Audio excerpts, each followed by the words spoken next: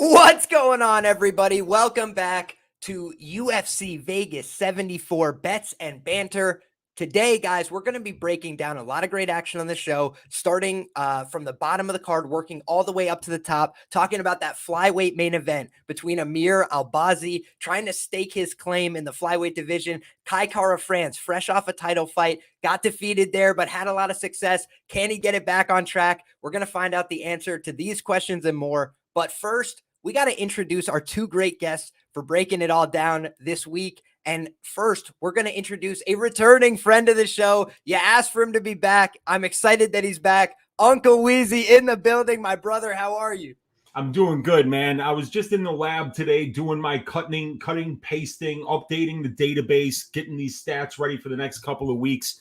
You dropped in the DMs and you saved me from like 2 hours of cutting and pasting. So I thank you. It's always so much easier to just come in here and talk fights with the people that love to talk about them. So I'm really happy to join you today, Liam. I'm looking forward to chopping it up with you.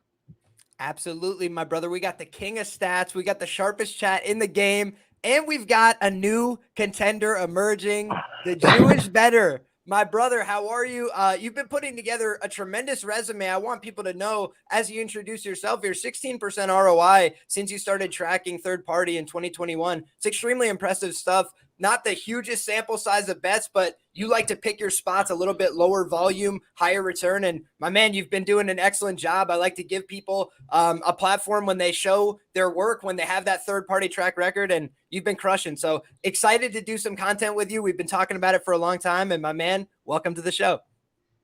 I appreciate that, man. And right, statistically, like that's not a sustainable number. And I don't ever expect to sustain that number in the long term.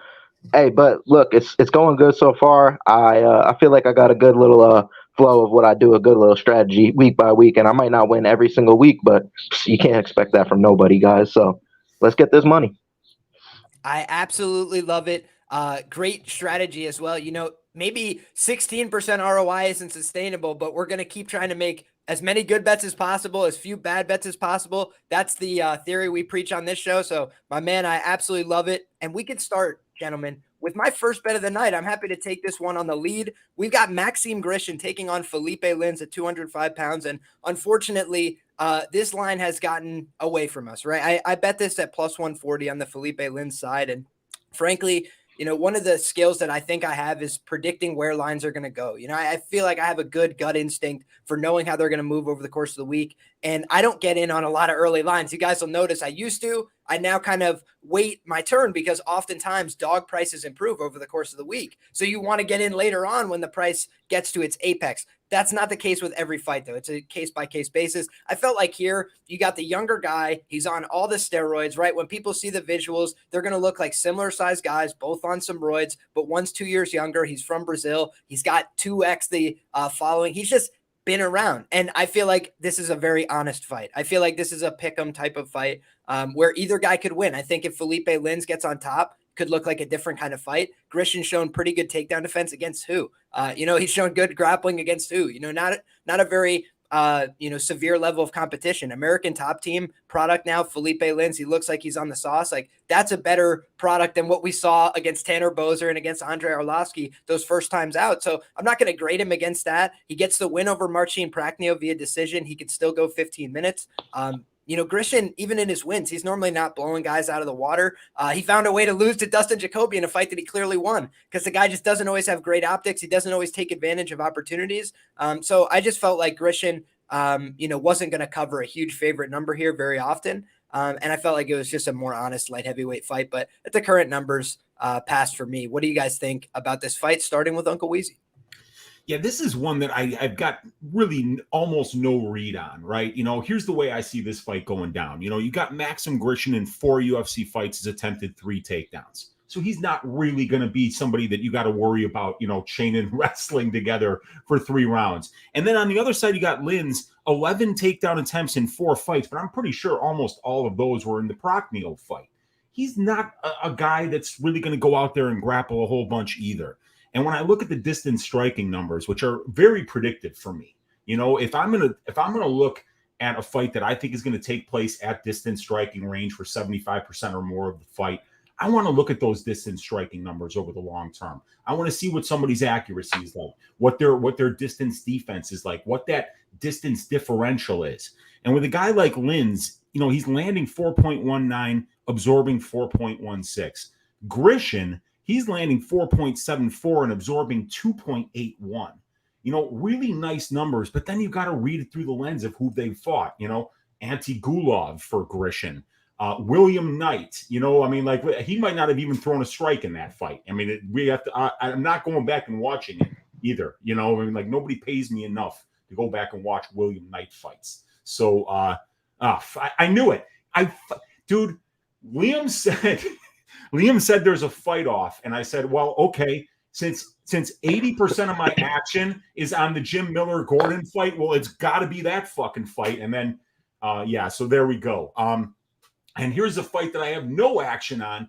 I have no read on the over-under. We've seen Linz come out and really throw with purpose and look to get people out of there. And we've also seen him go out there in the Arlovski fight and just stand at range and do nothing for 15 minutes. I don't have a read on either of these guys. Grishin is more active. I think he's going to be the bigger dude here. And he's a little more experienced. So I'm leaning Grishin, but with almost no confidence.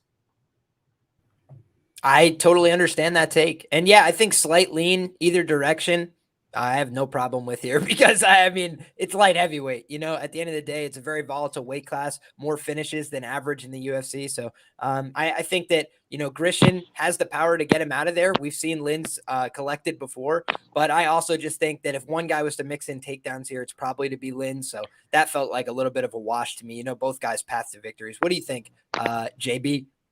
A great point, great setup, because I think that's Philipe Linz. That's how he has to win this fight. He has to get in past the kicks of Grishin, get close range, and then get the takedowns in this spot. And now I don't think Linz is that good of a wrestler, honestly. Like Uncle Weezy said, the only time he really saw him using that takedown heavy strategy was in that fight versus Prachnio. How good is Prachnio's defense? Grishin isn't the best takedown defense, but statistically, his takedown defense overall in the UFC has been pretty good. Now, he ain't fought no crazy wrestlers besides Tybura, but I don't think, it's going to be as easy as the William Knight fight. William Knight is a midget. Dude has no wrestling. He's not going to be able to get past those kicks of Grishin. But we've seen Philipe Linz knocked out before, and that's the reason I couldn't bet on that side, because he's been put out a few times before. And by guys like Tanner Boser, that's just not a good look to me, because Tanner Boser isn't a power puncher, and we know that for a fact. So the chin of Linz could come back, and I don't think it's going to be as easy as the Ovince St. Preux fight where OSP was just straight washed. He just walked him down, punched him a few times, fight's over. So I think he's going to be trying to press forward, but I think if he's able to get past the kicks of Grishin, I think he's going to be more actively trying to do that than William Knight. And then what happens in those grappling exchanges? This should be a close decision, in my opinion. At that time, Tanner Boser had some momentum. He's high rolling a couple wins in the UFC. He was feeling good. It wasn't totally exposed that if you just took him down, he wasn't really offering very much off of his back. I think Linz probably would be, still lined very competitively with Tanner Boser if they were to fight again, especially on the sauce. I feel like that would probably be a wash at this point. But when I look at the Linz side, I actually called the KO1 against OSP. OSP, a little bit slower, old, a lot of experience, which everybody's favorite thing in fighting is experience. But I always start to say, it's but now it's 39 with 50 pro fights. And, they're starting to look a little bit worse and a little bit worse. You've been out for 18 months now, I believe, on the Grishin side, close to that. Second longest layoff on the card, I believe. So he's a guy that has been asking for activity and not getting it from the UFC. And now he's getting this fight, it's literally the curtain jerker on a pretty anonymous fight night card, to tell you the truth. So just for me, they're not positioning him as a guy that they really give a shit about, as far as I can tell. Whereas Linz, if he gets a couple wins strung together, could still be marketed and repackaged. He's a little bit younger. I just feel like under the age of 38, good at plus 140. Over the age of 38 at minus 150 at light heavyweight, really just not going to be plus EV as a long-term spot. But it could pay off here, because I do think Grishin fundamentally more sound on the feet. But that's enough to be said about this terrible fight. Next up, we've got Luan Lacerda taking on Damone Blackshear. And I mentioned, a line kind of getting away from me a little bit. And this Lacerda line, I wasn't exactly sure how this was going to play because I saw a lot of love coming in on the Blackshear side, especially early on in the week. And I actually like the Lacerda side here. Going back and watching the tape on these guys, this is one of the fights that I taped the most, ironically. And I felt like what I saw from Blackshear is a lot of enthusiasm that wasn't translating to wins. It's like he likes to get into the clinch, and sometimes he gets the takedown, sometimes he gets taken down from there. He likes to get into grappling exchanges, and sometimes he looks good in those, and sometimes he makes boneheaded decisions and gives up really bad positions. On the feet, I don't find him to be a very aggressive puncher. Most of the time he's liking to operate with his kicks. I feel like Lacerda is probably a touch better at kicking. So I'm just like, I'm not sure what his clear advantage is here. He does have a little bit of a size advantage, his frame. So I think he could use that. We have seen Lacerda, at times be a little bit willing to pull himself into guard. Maybe that could cause problems. That doesn't always work at the UFC level. But I really like the talent that I saw from this guy. I feel like his grappling game is legit. I feel like his submission game is dangerous. He's got heel hooks, arm bars, chokes. Like the guy could just beat you a lot of different ways on the ground. He could do it from on top. He could do it from on bottom. He could do it from a guard pull. And when he guard pulls, he makes it count. Unlike a lot of guys, like he's normally getting sweeps and finishes from there. So again, does it translate at the highest levels of the UFC? I think that's yet to be determined, but going back and watching, Stamen's a pretty uniquely bad matchup for him. He likes to box and he likes to sprawl and brawl and not engage in the grappling if he can avoid it. And that's what he did there until the third round when he was getting tired from Lacerda whipping him with body kicks, and then he took him down easily. So I just feel like Lacerda, he kind of went out there to bang it out a little bit in front of the home crowd in Brazil, lost a close decision there against a good fighter as a big dog. I feel like he deserves to be the favorite here. Blackshear 0-1-1 in the UFC against Youssef Zalal, a guy who can't buy a win in the UFC. I love Youssef Zalal. I thought he was going to be good. He just can't buy a win in the UFC, right? And he still went to a draw with that guy. So just a lot of problems. That was Youssef Zalal dropping down to bantamweight. What did he hurt him with? Body kicks. When did he start to come on strong? Round 3. Bad signs for me. So I think that Lacerda is actually going to finish Blackshear. What do you guys think about this one? Starting with MMAJB.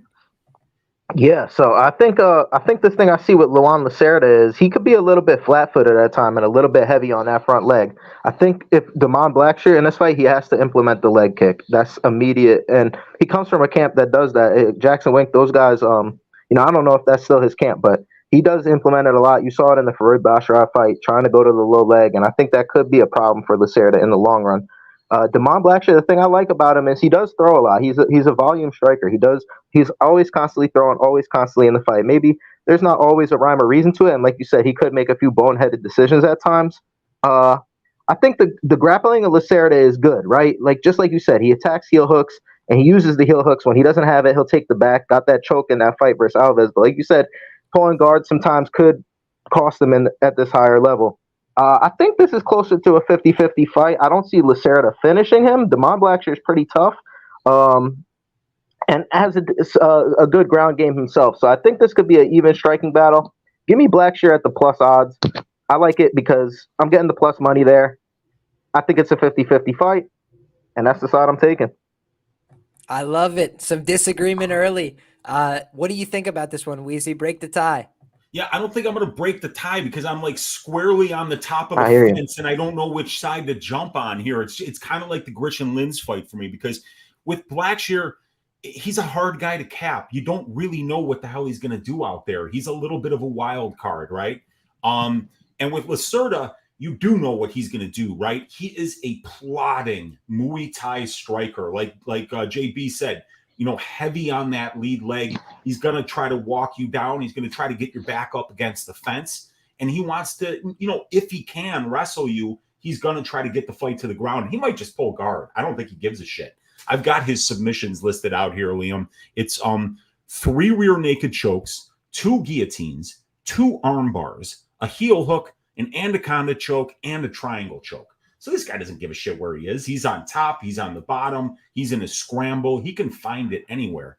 But that's kind of what Blackshear is good at too. If you look at like how these guys are winning fights, for Lacerda, he's got 12 wins, 10 submissions, 2 decisions. For Blackshear, he's got 12 wins, 8 submissions, 1 knockout, 3 decisions. So these guys are These guys are submission grapplers. And I forget whether it was the Smith or the Anderson fight for Blackshear where he found some kind of ridiculous finish just by I think he went for like a jump knee, got thrown ass over heels, and then he got to the dude's back and wound up getting an RNC, and it all happened so fast. When I see shit like that happening, I'm like, dude, I don't know what to think of this guy, because it was an irresponsible attack that wound up creating the scramble where he wound up finding a really beautiful submission. And we know that Lacerda is really good on the ground. So, I'm leaning Blackshear here just simply because of the plus number next to his name. But other than that, man, I think that this is going to be kind of a wild fight. And I really don't know who to pick. You're muted. I understand where you're coming from, Weezy. I think that, coming into this fight, there's some unknowns, but I just loved everything I saw from a UFC debutant in a really hard position. Yeah. They gave Blackshear a much softer landing, frankly, in the UFC with Youssef Zalal, guy who's making his debut in a weight class, which is, going to, test your confidence, certainly. And then on top of that, he couldn't buy a win in the UFC, like I mentioned 5 times. So it's like, he was coming into that fight on like 3 or 4 losses, needed to win that fight for his job, gets the draw, and I believe got cut again. I can't recall off the top of my head. So like Zalal's been a guy who struggled to keep his UFC contract, and they gave Blackshear that opportunity. He didn't get the win there. They give him another opportunity against an up-and-coming guy, less experienced in Basharat, obviously a talented guy, but a lot of people don't even think he's the more talented of the 2 siblings, right? And then he goes out there and gets the win as well, pretty comprehensively with the takedowns. That for me is a big problem because I think that's going to give Lacerda opportunities to get takedowns here. And I just think on the ground, guys that take a lot of big risks and stuff like that, that definitely will work to a point. I like taking big risks too when I grapple, but against really good people, when you start taking huge risks, you extend yourself, you leave yourself open. And that's when good guys have opportunities to submit you. And I just think that for Lacerda, that's going to be his opportunity here in transition, but also on the feet. I thought it was crazy. It's like plus 1,300 for him to win by knockout. Really?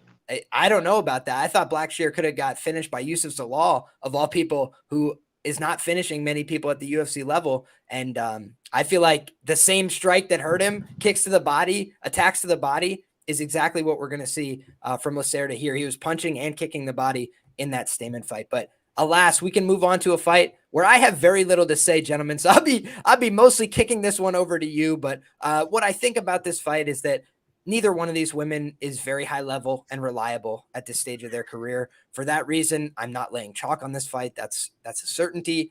Elise Reed is the younger fighter here by a significant amount. Definitely the youngest, the biggest age gap among women on this card. So that tells you, it should favor her based on the past is precedent narrative. But the other thing to remember is that Elise Reed is not very talented on the ground. She is a good striker. She's got good attacks on the feet. She's a good kicker.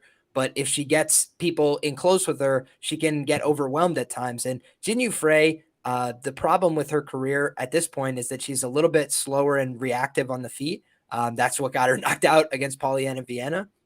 And Polyana Viana, though, people kind of underrate her power. I felt like that was a fight that I could justify her losing, but she is getting older. She is a person that, is a little bit undersized for the division. So there's just some things that are hard to support on her side as well. For me, it's a clear pass, but, I'm curious to see what you guys think, starting with Weezy on this one.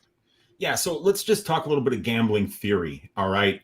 One of the things that one of the mistakes that I've made early in my career was betting against fighters instead of betting on fighters. Right.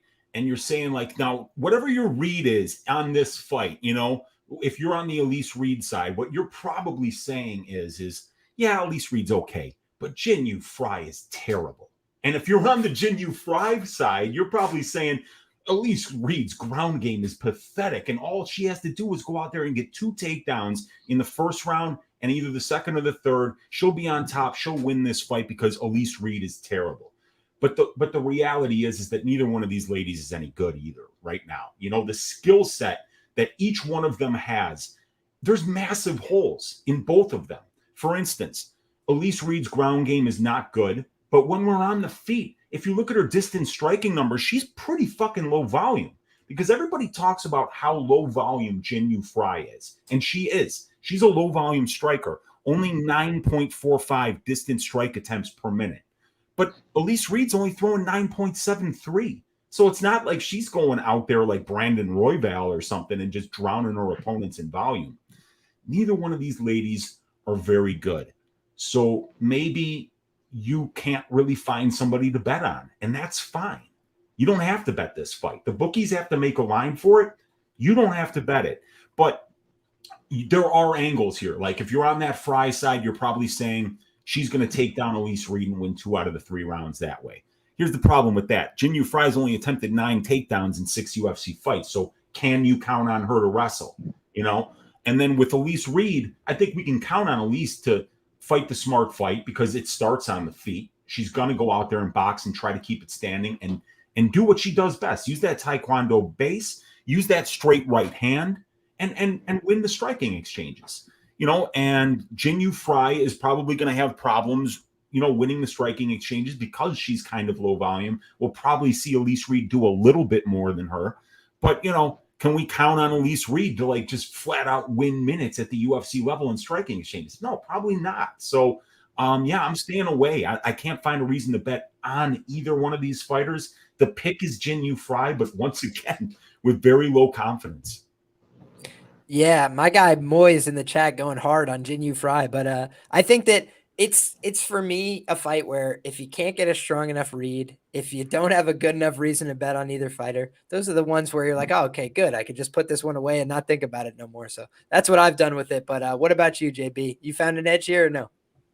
Not necessarily, but I do think Elise Reed's ground game is just trash. And if Jinh Frey is able to get her down there, it's quite possible that she could submit her or ground and pound her. We've seen it time and time again.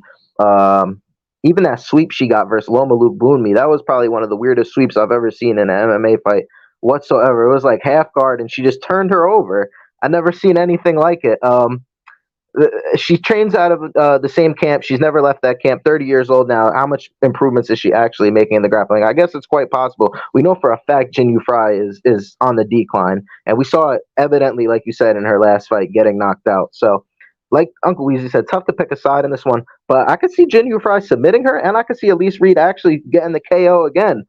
Under 2.5, or fight doesn't go the distance, quite possibly in play here. We've seen Elise Reed finish multiple times, and coming off that last fight is not out of realm of possibility that this girl Elise Reed could finish her. She's gotten wins by elbows before, albeit in the pre UFC scene. It's possible. So I probably won't wind up betting this fight, but if I had to lean one way or the other, if somebody finds a finish in this fight because both are atrocious. Oh man, go ahead. The dog is barking. And yeah, dog's barking. And I just wanted to back up what he just said because the data does kind of like the under here. On my prop template, if you look at the lines for this fight, 2 plus 215 for the fight doesn't go to decision. That's a 31.75% implied probability.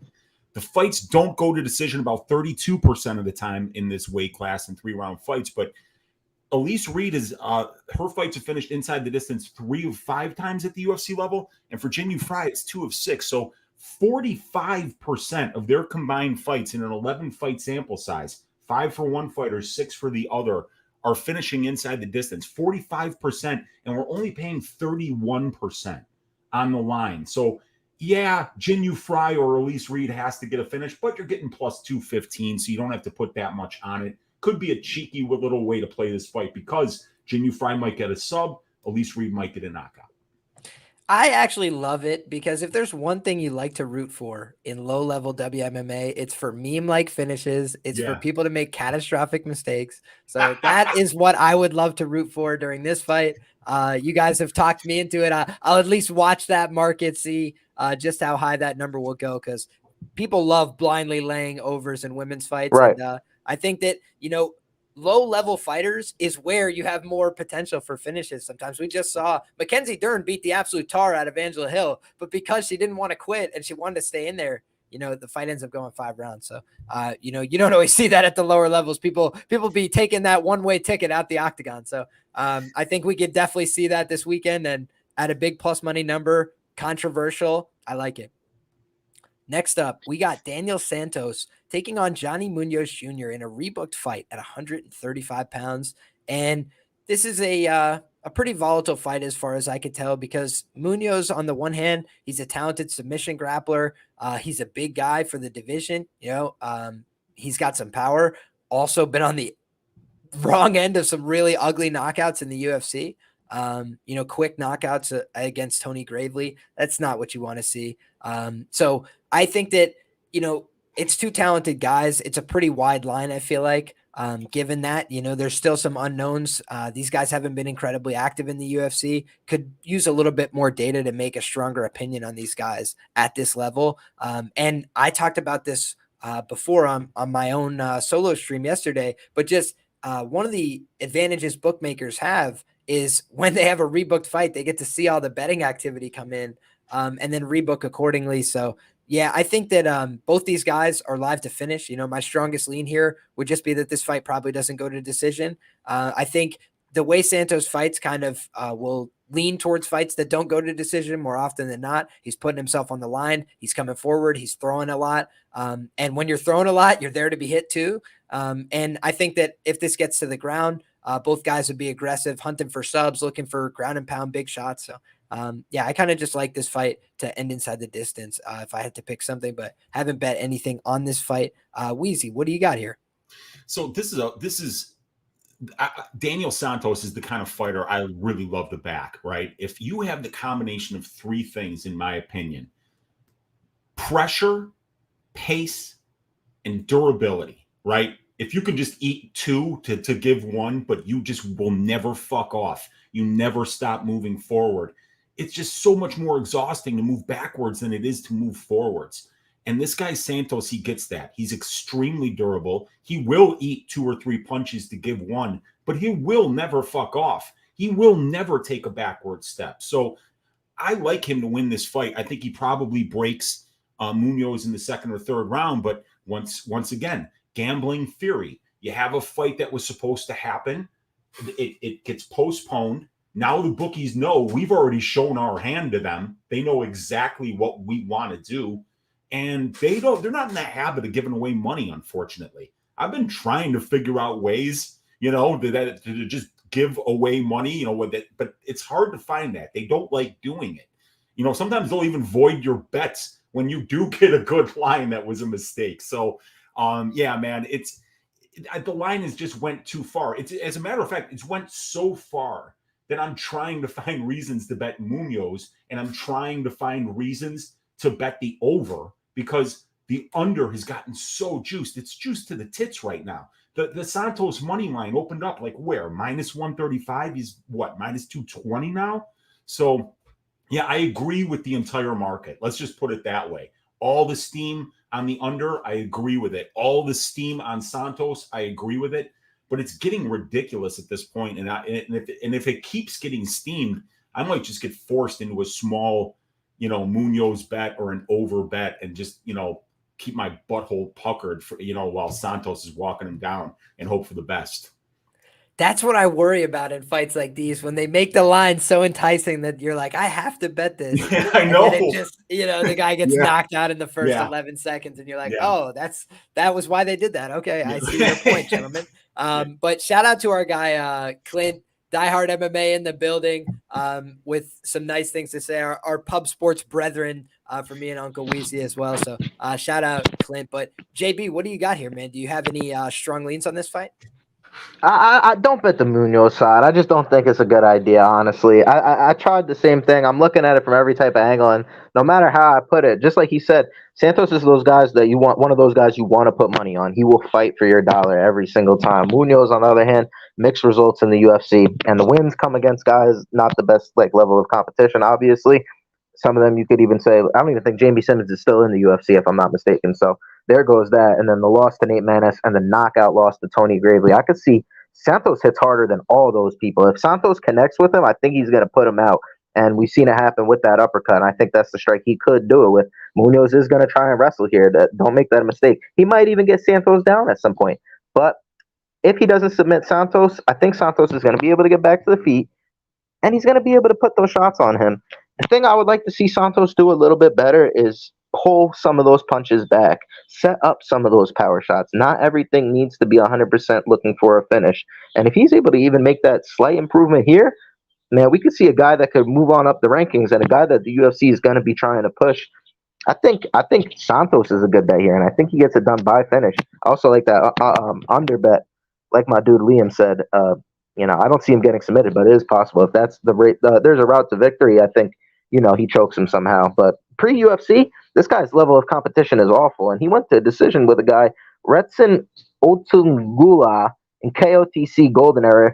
Probably some of the worst I believe that's the Alaskan scene, if I'm not mistaken. King Correct? of the Cage. Right. I got the shirt on, brother. Oh, there it is. Right. They run all over the place, but Okay, they've had great fighters in the past. I would say right now you're not talking about a lot of the King of the Cage prospects. You know what I'm saying? But I understand. Patchy Mix back in the day. There you go. But his opponent's 7-11, 3-2, 2-4. I gotta go with Santos here. Chalky pick, but I like it. I feel you, man. And I think that Santos projects a little bit higher, probably a better prospect, but he is one of those guys who's kind of small for the division. And, Munoz is a really big fellow. That was the one thing that stood out to me. He's a really sizable guy, muscular as well. I just kind of wonder how that's going to go in the grappling exchanges, but there might not be any grappling exchanges. If you catch my drift, Santos isn't there for long fights. He's there for good fights. So I think he's going to be trying to throw down with big power from the beginning. And I think that's why it trends towards an under, where one guy's just putting himself at risk. I feel like, even when you have a guy who's lengthy like Munoz, who likes that guillotine, favors it against smaller guys who are barreling forward, head down, throwing punches, that actually sets up some more standing submission opportunities and guard pulls. So just something to keep in the back of your head. For the Munoz side, that's why I feel like he has a chance here. He's got length, and that could be a really big advantage when you're hunting the neck. Next up, we got Andrei Arlovski taking on Don'Tale Mayes, Lord Kong. And boy, oh boy, this is a fight where every gut instinct of mine says to just leave it alone.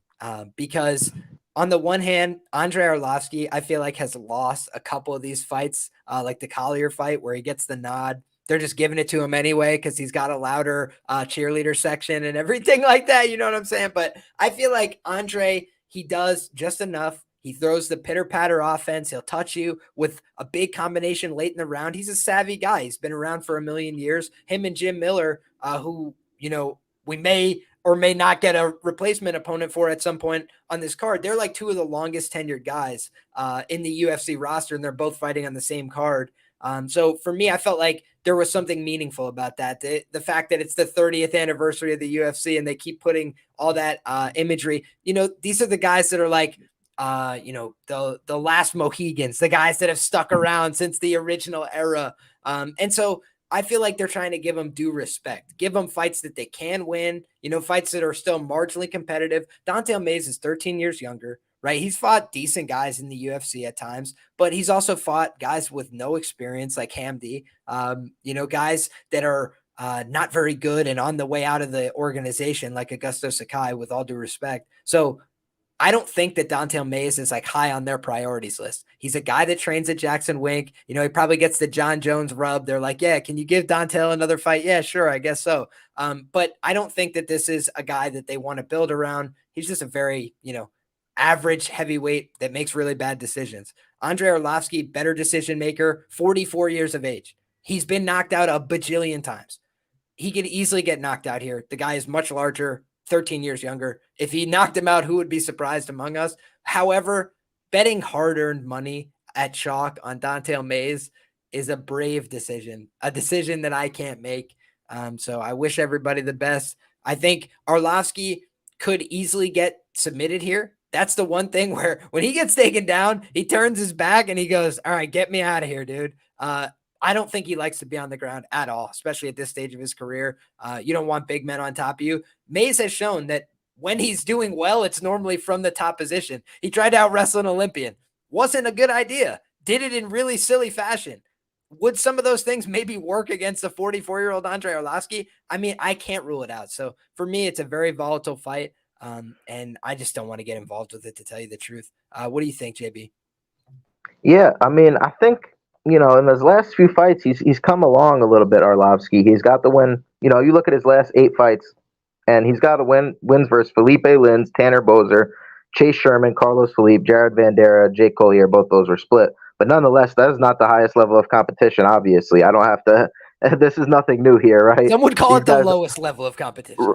exactly, man. That's what we get in heavyweights. But the thing is, what on paper in this fight is, we got a guy who's got a 4-inch reach advantage, guy who's got a 13-year age advantage. And remember, not just age, we mentioned this before, all those wars that Arlovski has been in time and time, I think it exponentially gets worse as you really creep up there in age. I know this is the higher weight class, but you never know what fight it's going to be where this guy comes out looking like, a guy who doesn't belong in the UFC, but you know exactly what I mean. And, Dontel May's, coming off 2 really iffy performances, especially in that fight versus Hamdi, where people were putting their money down on him as a big favorite, right?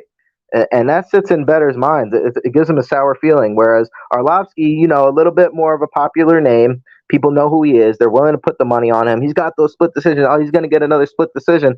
And while that's possible, I don't think that's necessarily true here. I think you're getting the more athletic fighter.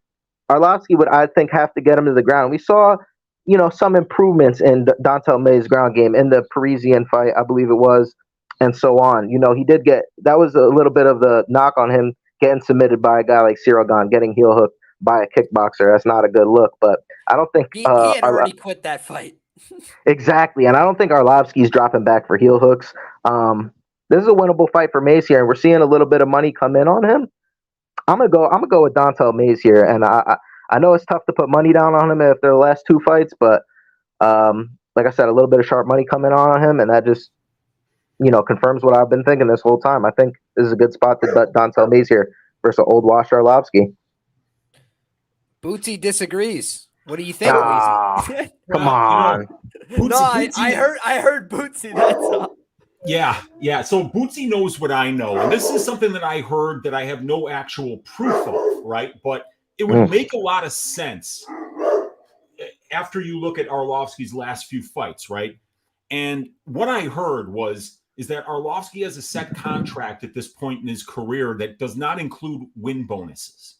So he just shows up in fights and he's going to get paid just for showing up. There's absolutely no incentive for him to lose, right? Or for him to win. However, the flip side of that is, now I'm not saying that I'm one of these people, but let's just say that you're the type of person that thinks that people that might be on the Nevada Boxing Commission might be scumbags, right? And of course, like, nobody's saying that these people are scumbags. They're obviously very honest people that are just earnest. They're trying to do their best, and they would never, ever be corrupt or take money from the UFC, let's say, to put in a result that would be beneficial for the UFC. So, like, for instance, if it's Jared Vandera versus Andrei Arlovski, or if it's even Jake Collier versus Andrei Arlovski, and it's a close fight that looks like Collier might have won it, somebody might have given these people that might be scumbags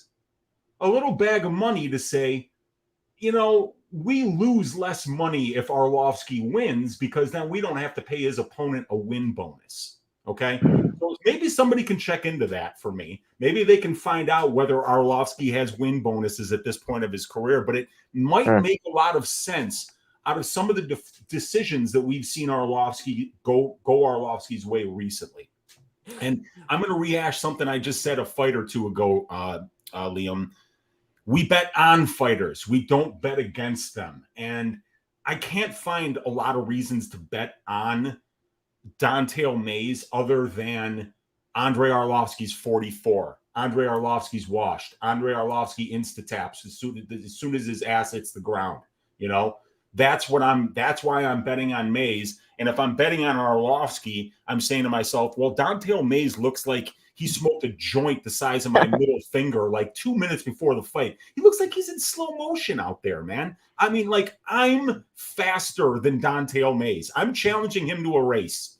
I want to race Dontel Mays, and I'm 49, and I was like slow back in high school, right? I mean, I've always been slow. I got big, thick, strong legs, but they don't push me fast. I can promise you that. I'm still beating Dante Mays in a race, okay? So, I mean, like, I can't find a reason to bet on either of these guys. I'm staying away, and I'm just going to laugh at the pace of this fight, which is probably going to be at a snail's pace. So I do feel the best bet is over 2.5 rounds, because I could see Mays getting a finish by submission, because the last 2 times Andrei Arlovski's ass hit the ground, he tapped less than 3 seconds later. So that is a possibility, but I think what's going to happen is this is going to be a low-paced distance kickboxing match where they kind of outpoint each other for 3 rounds and it goes over. My first promotional venture, boys, is going to be Uncle Weezy against Dante Mays in a 50-yard dash. All right, we're taking it to Chicago. We're bringing out all the homies. I'll bring pizza. It'll be a good time. So everybody get ready. Put it on your calendars. It's coming later this year. Okay, just mark it down. Save the date. I'll be out there in my Ji-Yeon Kim knee sleeves, looking like Cowboy Bob Orton back in the 80s, stretching out with the headband and the wristbands. It's going to be sweet. I love it. Can't lose. I think we got to make Weezy the favorite. We got to make Weezy the favorite. I think so. The confidence alone. He made the call out. You guys, I'm fucking calling it right here. I'm beating that dude in a race. He's fucking on cough syrup or something, man. He's so slow. He's low-key John Jones supplier. All right, last joke about Dante Mays. Next up on the card. Actually, you know what? I have to say this before we leave this fight. Both Jackson Wink guys. Did Andrei Arlovski spar with Dante Mays and realize he stinks and tell the UFC, let me fight Dante Mays? That's my greasy theory. Because I'll tell you what, Weezy, the only hole that I can poke in your theory is that Dante Mays is truthfully probably making 16 and 16 to fight in the UFC. So it would cost more to pay off the referee than it would to pay Dante Mays his win bonus, right? Like the Andrei Arlovski 400 grand is already spent. You're like, all right, that's out the window. So now we're just talking about pennies in the bucket for these guys, the $4 billion company. But with that being said, we got a short notice for placement up next. His name is Muin Gafurov, the Tajik himself, taking on John Castaneda, Sexy Mexi, trying to rebound after getting knocked sideways by a guy we just talked about in Daniel Santos. So John Castaneda trying to get back in the driver's seat here. I believe he's from the academy in Minnesota. If my memory serves, very talented guy. But, how is he going to react coming off that knockout loss? A big concern, coming in here. Muin Gafurov, going to be a guy that is coming out here really determined to get a win in the UFC. Came short on Contender Series against my guy, Chad Hellinger, one of my favorite bets of all time. Betted at plus 285. They pushed it to plus 315, betted at plus 315. They pushed it to plus 345, betted at plus 345, all the way up because Chad Hellinger is a guy that comes on really strong late in the fight. 3rd rounds, he's pushing it harder. He's making you work. That's what is really good about Chad Hellinger. He's a dangerous guy with the hands. He's a guy who's a stubborn, ornery prick, and he's not going to let you get anything for free. Brady Highstand had a lot of success, but then late in the fight, he's coming on strong, round 3 TKO. You can't really find the footage of the fight, but if you listen to his interview after the fact, he's like, yeah, that guy was taking me down, but I worked my way back up, and I didn't let him have anything for free, and I threatened him with my guillotine, and, he had a lot of tools. And so I just felt like Muin Gafurov at minus 230, okay, but at minus 300, I just felt like all these numbers were not giving Chad a fair representation. He goes out there and he gets a split decision, right? He didn't blow him out of the water. So I don't think Muin Gafurov is like a guy that's, never going to have a chance in the UFC. I think he can still put some stuff together. And I think that this is a situational good opportunity for him, to come in against a guy whose confidence may be a little bit shaky coming off a knockout loss. So I just think that this is a toss-up kind of fight. I don't really know what to make of it. I would lean towards Castaneda's small favorite because he's got the UFC experience. But then the fact he's coming off the knockout loss, I don't know. It feels like a pick'em type of price, which is what it's trending to, is appropriate to me. So I left this one alone. I understand why people push this line down. I think it opened a much more significant favorite for Castaneda. But I'm not really sold on the Gafurov side either. I think he's still got a lot to learn. I think he's still got a lot of growing to do in his career, in his development. So for me, this is another fight I have left my hands off of. I was most passionate on our first two. But Weezy, what do you got here? Do you have any leans here? Yeah, I don't have a bet on this fight. I'm impressed from what I've seen from Gafurov. He's got some power on the feet. The wrestling is always there if he feels like he's outmatched on the feet. I think you can count on Gafurov to wrestle. I think he might have been a little bit better off if he didn't wrestle so much against Anheliger, because he does have good stand-up. He's obviously not huge for the division, 68-inch reach, but he's a southpaw, but he also has got a lot of power in his right hand as well. And I always like it when I can count on guys like Gafurov to go out there and get takedowns. And, Castaneda's seen 9 takedown attempts in the UFC. He's given up 4. He's only showing 55% takedown defense. However, the control time, you have to look at that too. He's allowing less than 5% control time. And we know that Castaneda has that wrestling background. He's a well-rounded mixed martial artist. So even though I think that stylistically, if this is a fight where both of these guys got a 6-week camp, I'd be on the Gafurov side. I worry about the short notice for Muin, because he's going to have to push a pace, isn't he? He's going to have to wrestle. He's going to have to not fuck off. He's going to have to keep going forward against a guy like Castaneda and try to really work that wrestling. So on the short notice, I don't think I can get behind Gafurov. I want to see both of these guys on the scale. Castaneda's definitely had some issues with the scale in the past, and we've seen Gafurov miss weight as well. And this is a short notice opportunity for him. So, yeah, I'm kind of waiting to see what the scales tell me. And if the scales tell a story one way or another where it looks like somebody's coming in severely compromised, then at a pick'em, it might be interesting to get on the guy that looks like they're ready to go, especially if it's Castaneda, because he's had the full camp. And now you're getting him at a much cheaper price than where it opened. But I want to see these guys on the scale before I even make a pick. It's Gafurov at the moment, but I need to see them both on the scales. I feel you there, because that's the one thing that's a concern about Gafurov. The ABCs, they always bet on cardio. But the other thing is Castaneda, coming off a finished loss, really slowed down due to pressure in that second round and started to fatigue before he got finished there, in my opinion. So that is a concern here, because, maybe Gafurov only has 2 rounds of gas, but if he can apply a ton of pressure and really make Castaneda worry, that could be his path. But what do you think about this one, JB? Yeah, I agree. He definitely slowed down in that Santos fight, but I think a lot of that had to do with when you're a fighter and you think you have that finish and you go 100% for it, it doesn't show up. Then that cardio starts to go down, especially with a guy like Santos in your face, who's just nonstop. And the thing I see with both of these guys is they could both be a little bit low volume. So I don't expect it to be as high pace of a fight, especially with the last fight with Santos, right? Where he tried to get the finish, started to gas out. He might be a little bit more aware in this fight. Gafurov, more not so much of a combo striker as Santos, more just throws one at a time, tries to get in range enough to get the wrestling going. And interesting, because we haven't really seen a guy who's going to take down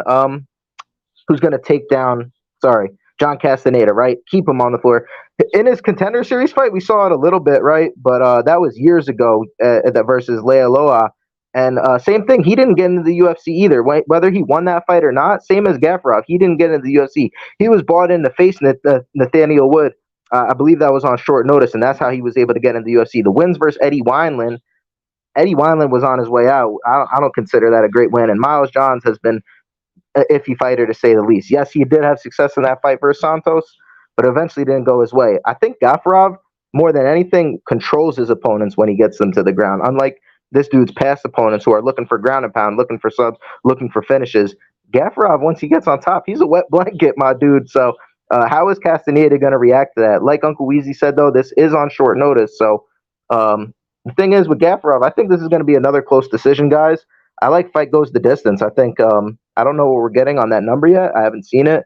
If you guys could tell me, that would be wonderful. But that's the line that I'm looking towards here. Because I think over 2.5 minus 145. I love it here. Gafurov is tough. Castaneda, yeah, he was finished in his last fight, but I don't think, other than like an overhand right, this guy's going to be trying to keep him down on the floor, throwing one strike at a time. I like the over here a lot. Fair play. Yeah, that minus makes sense 125 on the over. Sorry to interrupt, but minus 125 right now. Even better. I like where your head's at. I think that there's a chance that Gafurov could get the finish, but the other thing is, people's biggest fear, like Chael Sonnen always says, is not losing the fight. It's getting tired out there. So Gafurov, if he's able to get takedowns, very likely to just try and park the bus. Like you mentioned, just keep it on top. Don't get submitted. Elbows inside, head down in the chest. You can make it easy or you can make it hard in fighting. And I think that when you're on short notice, you're going to try and make it easy. You're not going to try and spend yourself to get the finish more often than not. So something to keep in the back of your mind. I'm actually kind of shocked by that line here. I really think this fight goes to decision a lot more than that minus 125 price tag here. I feel you. The problem is that Castaneda's only went to decision 1 out of 4 times in the UFC. So maybe that's what they're, right. Maybe that's what the bookies are seeing there. But when in doubt, look out. Look at the 3 fights before that: split decision in the regional scene, a unanimous decision, a choke, and another unanimous decision. So yeah, there you go. I think that's a good spot. We got narratives working here, and I like where our head's at. So maybe Gafurov decision. I don't know what the prices are on that either. But next up, we've got Elizeu Zaleski Dos Santos taking on Abubakar Nurmagomedov. The return of Easy Dos, longest layoff on the card here. I think his last fight was in 2021 against Benoit Saint Denis, and oh my goodness, that fight robbed me of years of my life, of my enjoyment. I had Benoit Saint Denis ITD, Easy Dose ITD, and I just couldn't believe that fight wasn't stopped. He beat him from pillar to post, and I think the one thing that maybe is going unremarked upon is Benoit Saint Denis moved down to 155, if my memory serves. He's a little bit undersized at 170. Took a hellacious beating in that fight. Special forces guy, had good cardio, was able to just stay in there somehow with his hands up, but he was just getting rocked. But the one thing that was concerning there is in dealing out that beating, he did gas himself out. He's coming back here, an older fighter coming off a PED suspension. It does look like he may still be, getting his stuff through. He's a guy that he seems like he's putting in the right level of work, let's say. But I don't know that this is a good matchup, because we've seen he's fought a lot of guys that are undersized. He fought Luigi Vendramini, another 155 pounder that didn't have much success in the UFC. And Luigi was landing some big shots on him in round 1, had some success, pushed him backwards. I think even took his back at one point. So I felt like there was a lot of things that I didn't love from the Easy Dose, tape, and from the fact that he's been pretty inactive. Is he a dangerous guy? Yeah. Does he have great wins? Absolutely. Fantastic resume. But a lot of his fights have been striking only, stand up only, or he's had a massive ground advantage. I don't know that he has that here. He has been knocked out before. He's been hurt. He's been in close fights, gone to split decision, hasn't always put a stamp on it, hasn't always won third rounds, for example. So I feel like the longer this fight goes, the more dicey it becomes. I don't think Abubakar is something to write home about. But when you're losing as a minus 600 favorite and a minus 900 favorite, now you're at pick'em, right? It's like, that's just a different kind of situation too. So I feel like this might be a situational spot that's strong for Nurmagomedov. The counter argument to that I'll make as I pass this off to my guy Weezy is just that you're getting a Nurmagomedov at minus 110. Does anybody not have some red flags going off in their head? Like, the casual bettor will see this and probably be enticed, if they knew nothing about the fights other than a Nurmagomedov's on the, of course he's going to win. So I think that that's one thing to think about. But among the MMA betting community, Nurmagomedov sucks. He's a fraud. He's like, there is nothing positive that anybody has to say. He got triangled by David Zawada, for Christ's sake. So I think that there are definitely red flags, but he works with all the right guys. He trains with all the right people. He's got the right last name. Could he go out there realistically and get takedowns in this fight and maybe lay on top of a guy who's getting older and gets tired in his fights, maybe make him uncomfortable? I think it's plausible. So the one thing that stood out to me as well, it was like 18-1 for him to win this fight by sub. Easy Dose hasn't been subbed for a long time, but I think that if he loses this fight, it probably goes on the script that he gets taken down and gets tired. So I don't know about that number. It seems quite wide to me. What do you think, Weezy?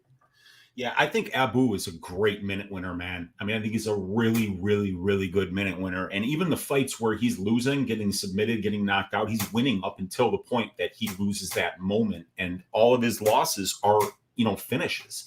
So this guy is 7-0-1 in decisions in his career.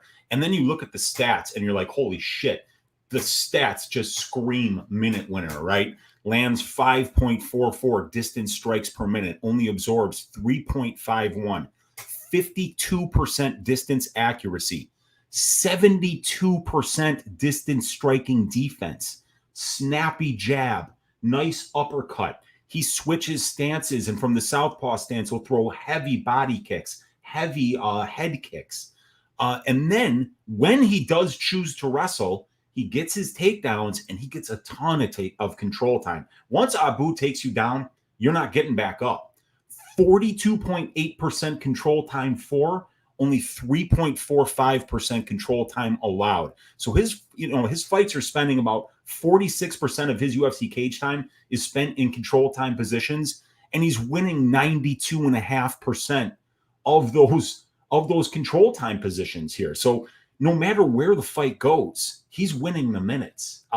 He's really impressive at it too. I think his striking is severely underrated. I'm picking him to win this fight. I think he wins it by decision. But there's no meat on the decision bone here. He's like what, minus 105 on the money line, and you're giving you plus 130 by decision. So you might as well just bet the money line if you're on the Nurmagomedov side here. But I worry about Elizeu being older. I worry about the PED suspension. I worry about the 1.5 year layoff. And frankly, I don't think he's that much better than Abu on the feet. So I've got to go with the Nurmagomedov side here.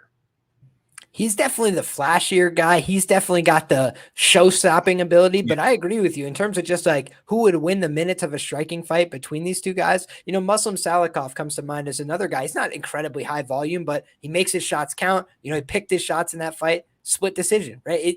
He's not a guy that's distancing himself in terms of how many strikes landed and things like that from his opponents more often than not. I know against Benoit Saint Denis, against the guy who's literally just got his hands up and trying not to get knocked out. He landed a lot of volume, but I don't know how sustainable that is and how many opponents he could replicate that against. JB, what do you got? Saint Denis' stand-up is just awful. He's completely stiff, and I believe that, if I'm not mistaken, that was his debut fight.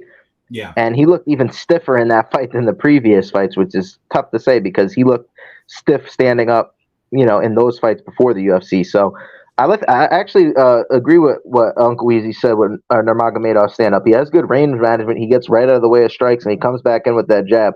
I'm not a fan of. I think he wrestles a little bit too much sometimes. When he does get taken down, he gets right back to his feet. That's a good thing about him. But I think he's a little bit better at the stand up than the wrestling. When he does wrestle, it's in fights against guys like Gadzi, who's pulling heel hooks, going to his back, willing to accept that position. So the thing with Zaleski, right? We just don't know what version we're getting of him. He hasn't fought since that fight in 2021. So if I was gonna even bet on that side, how do you? Because you don't know what version you're getting. So I guess you have to look to the Abubakar Nurmagomedov side. I'll probably get a pass on this one. I like the over 1.5, over 2.5. I think we see some grappling exchanges and a low volume stand-up affair. Fair play. Yeah, I think that makes a lot of sense. One thing we see from guys coming off the long layoffs at times, they like to ease their way back in. They like to fight it a little bit slower, take their time. And I think that if you do that here, it trends towards, a fight that maybe goes over. So I see where you guys are coming from. But then also, I go back to my theoretical betting and like you got a welterweight fight, I believe, when you have plus 600 on the ITD. I bet freaking Neil Magny ITD against Daniel Rodriguez for like the same reason. I'm just like, yeah, I don't see it, but it's welterweight and it's plus 685 or whatever on an ITD. That's just wide. I felt like the same thing when I saw this fight because we don't know exactly what we're getting from Zaleski in this spot. So I feel like when you have unknowns, when you have intangibles, that's when you have a guy coming off 2 straight wins by decision, that gives you opportunities at times to exploit the market. So this may be a slight overcorrection. I understand that more often than not, we're looking at a decision, but I just think plus 600, plus 1,800 on ITD and sub, when we've seen it happen before, I don't know. I won't rule that out personally. But we've got more great fights to discuss. and they're on the main card. So the first main card bout of the evening is Jamie Mullarkey taking on Muhammadjon Naimov. I tried my best. We're going to go back to the well on that. But what I'll say is this. This is one of the fights that I have to do more due diligence. I just do. This fight got put together on short notice. Naimov, another Tajikistan brother, just like Muin Gafurov. So interesting that they brought in these two guys on short notice, both from Tajikistan. But in any case, Naimov lost to Colin Anglin on the Dana White Contender Series. I mean, if you want to talk about red flags, that's one that I throw up with big, bright signage. But on top of that, you know, he's a guy being brought in on short notice against the guy that was a big underdog on the card. Now he's a big favorite, has a winnable matchup. I just can never catch myself laying minus 500 on Jamie Mullarkey's of the world. Too hittable, too willing to engage in a brawl in the pocket. You know, last fight, I felt like he should have gone out there, got the finish, been very decisive, got the submission, didn't do it. Always leaves it within the margin. I just feel like he's a guy that I can't look at minus 500, but I can't really fire myself up to bet the guy who lost to Colin Anglin on Contender Series either.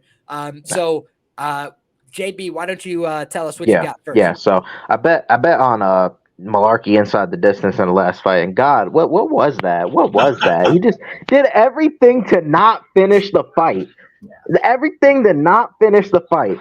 It was a whole bunch of Mullarkey. A whole bunch of Mullarkey. And you know what? I have a feeling that if I just pass on this fight completely, Mullarkey's going to go out there and steamroll. Or, you know, I think actually if this guy does get the job done, most of his wins do come in round one. It would probably be a round one knockout. So I'll probably go with the under 2.5, but I can't bet on Mullarkey after that last fight. What was that, dude? He had every chance to just beat this guy who was clearly not better than him and never took the opportunity. And for that reason, you definitely can't bet on him at minus 500.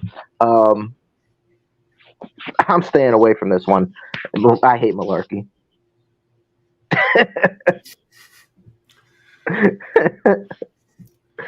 That's Dude, it for me, man. I had the under 2.5 in that Mullarkey Prado fight, and I wasn't the only one, right? Like it was literally the entire community was on the under 2.5 in that fight, and I remember thinking to myself, this kid Prado is flying across an ocean, 12 time zones away on like 4 days' notice. He's been out of the first round once. I'm like, I cannot not bet on this, but they were hanging this minus 165 for the under 2.5, and I was just like, that feels like it should be minus 300. You know what? It was one of those bets that I made, and I was like, I got a really bad feeling about this. And then Mullarkey did nothing. But you know what?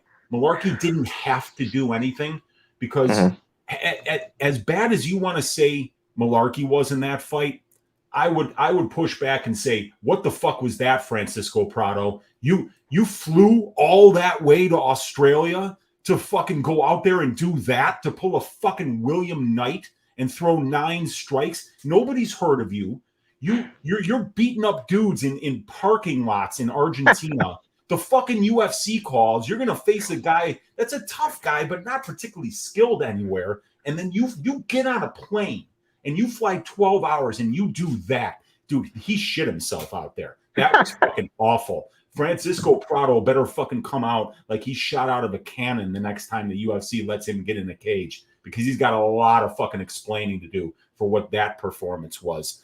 But yeah, man, I'm not laying minus 500 on Mullarkey. I saw him at minus 500 and I just insta-bet Naimov for a quarter unit at plus 390 because I'm like, Jamie Mullarkey shouldn't be minus 500 against anyone. He's not spectacular anywhere but that he's extremely game and extremely tough, and he's a dude who actually will fight for your money. And if you had just money on the Mullarkey money line against Prado, you would have been fine. You know, but Prado offered nothing, and so Mullarkey didn't have to show any urgency because he was easily winning those rounds, and you get paid that win check whether you win by, you know, flashy knockout or whether you win by just a boring, easy decision, which is what he did. So yeah, man. I bet Naimov small just on pure principle and pure betting theory that I think he's got more than a 20% chance, but he's on short notice. He's up a weight class, but also he's got nothing to lose. You came in hot with the bag of oranges there and beat them about the head, neck, and chest with it, Weezy. Love to see it. And yeah, I couldn't have put it any better myself. I understand taking the blind stab on the guy. Very big plus odds for a short notice fight.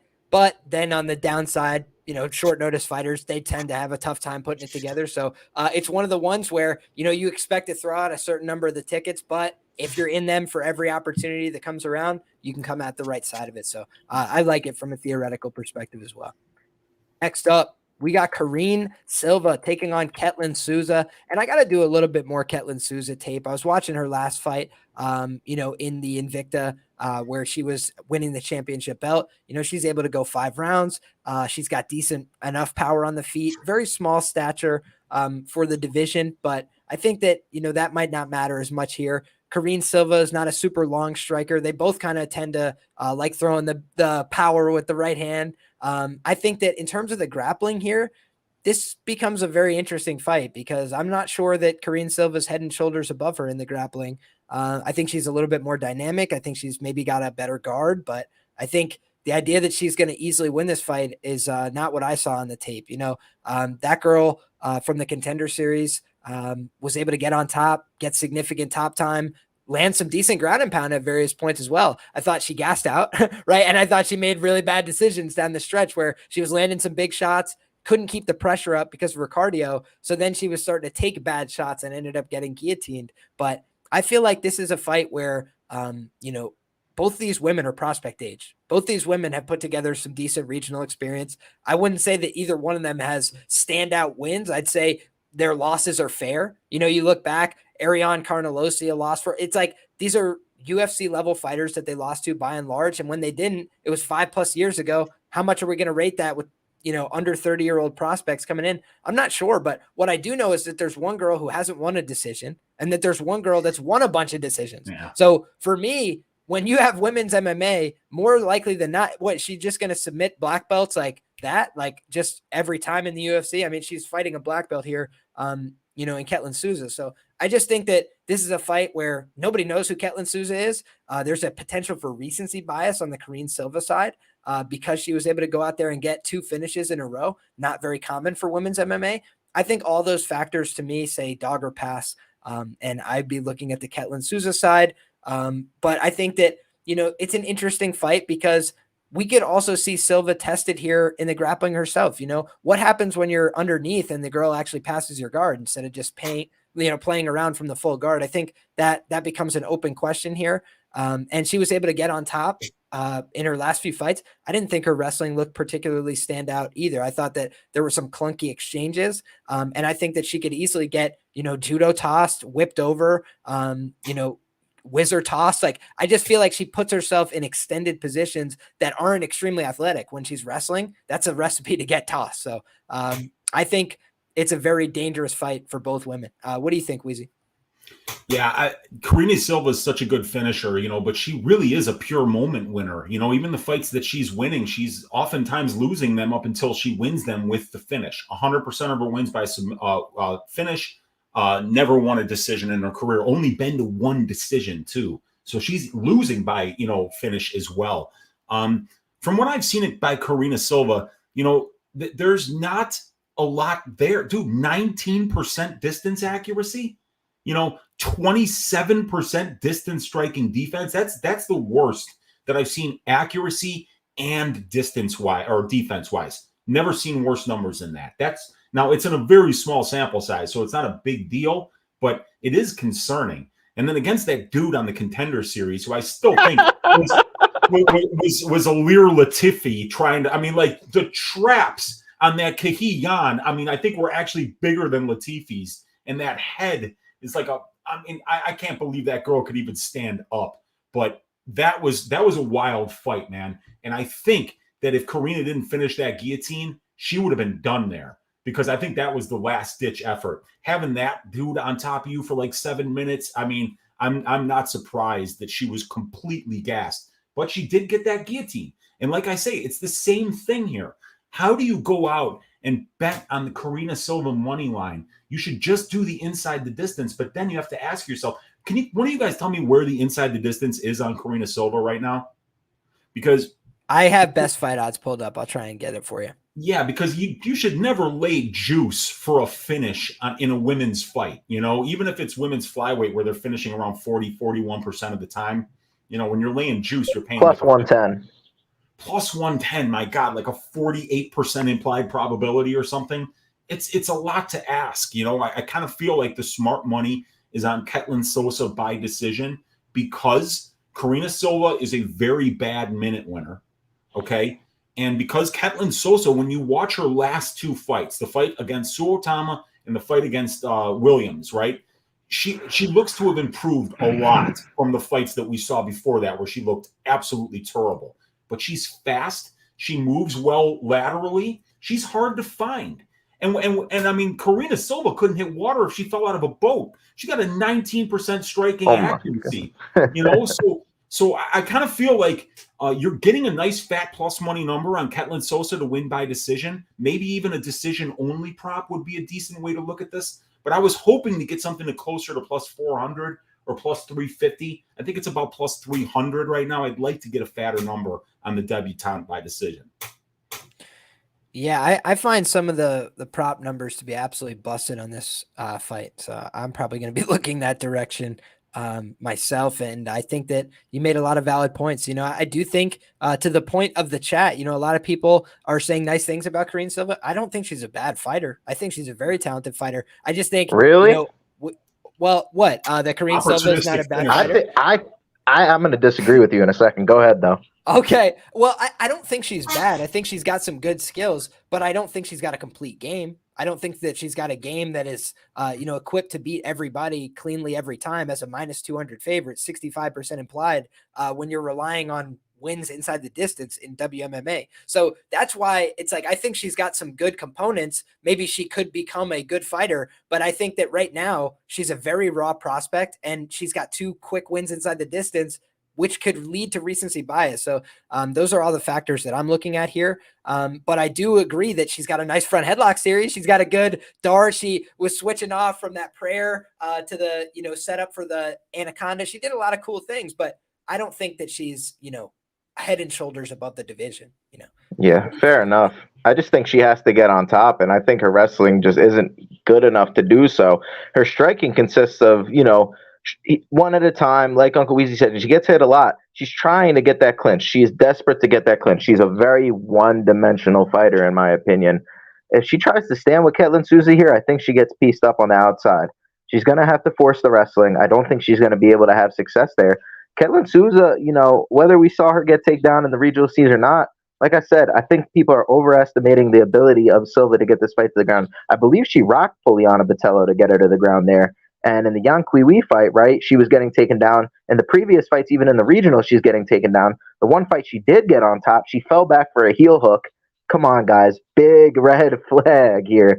Big red flag. And even with the armbar finish, she got the break. It was a clean break, but it wasn't maybe the best technique. I don't think, a 12-7-2 opponent getting an armbar over them is necessarily the best thing, especially when you're getting taken down. And that wasn't even that long ago, guys. Her cardio, we clearly saw, she showed her hand right there in the Yang Kui fight. She was clearly gassed. So we know past round 1, she's going to get iffy. This girl, Ketlen Souza, has been the decision, 5-round fights. We know she has the cardio. And if she decides to up the pace here at any point, I think she could get Silva gassed here. So I'm going to be going with the Ketlen Souza side. Like I said, I don't think she does anything well, necessarily like she doesn't have the crazy grappling like Karine Silva. But like I said, this girl's playing rubber guard off her back. It's not like she's some black belt killer out here like she's being perceived after the last 2 fights she had, where the last 4 fights she had, if you really want to count that, she got finishes in all 4 of those fights. But you look past that, we can't even see the fight she went to decision. She could have very well gassed in that spot as well. So I think, like you said before, you got to always bet the cardio. Karine Silva doesn't have cardio. Ketlen Souza does. 90% of Tapology votes on Karine Silva. All the comments on Karine Silva. Got sharp money coming on Karine Silva. Public money coming in on Karine Silva. Prop bets coming in on Karine Silva. I'm going the other side, guys, here. Plus 190 dog. That's an insane price tag, and I got to go contrarian here. Going with Ketlen Souza.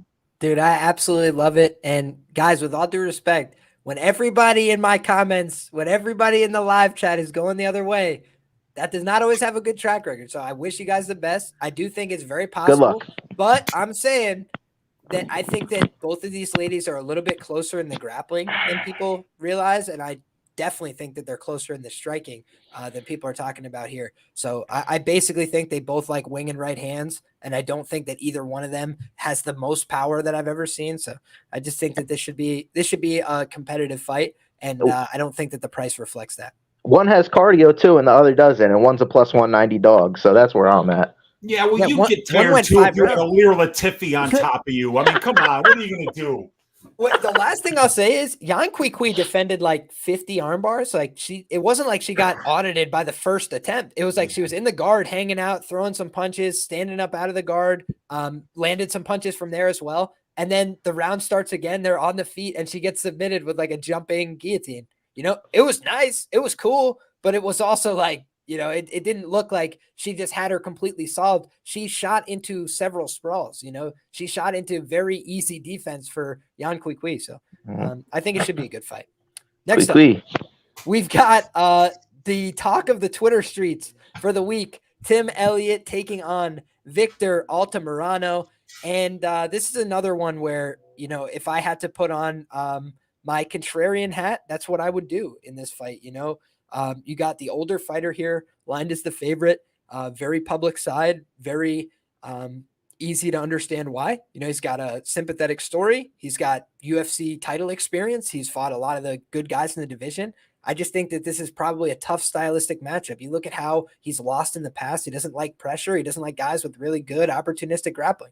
Think that he's facing both of those things, you know, a little bit in the Altamirano side here. I don't think Victor is a better grappler than him, but I think he could catch him if he starts to tire out later in the fight. Victor tends to keep a pretty steady pace over the course of his fight. So I think this is a fight that is probably going to be pretty competitive. Tim Elliott saying in interviews, you know, I'm coming off a knee injury. I'm coming off all this hectic stuff in my personal life. His coach and his girl, who are both in his corner, no longer in his corner. It's like, there's a lot of rebuilding. There's a lot of retooling of the process that's happening with a guy who's already had a ton of fights, ton of opportunities. You know, definitely a big motivation spot for him here. But we saw the exact same thing for JP Buys. He got cleaned up. You know, it's not motivation's not everything. It's not going to solve all your problems.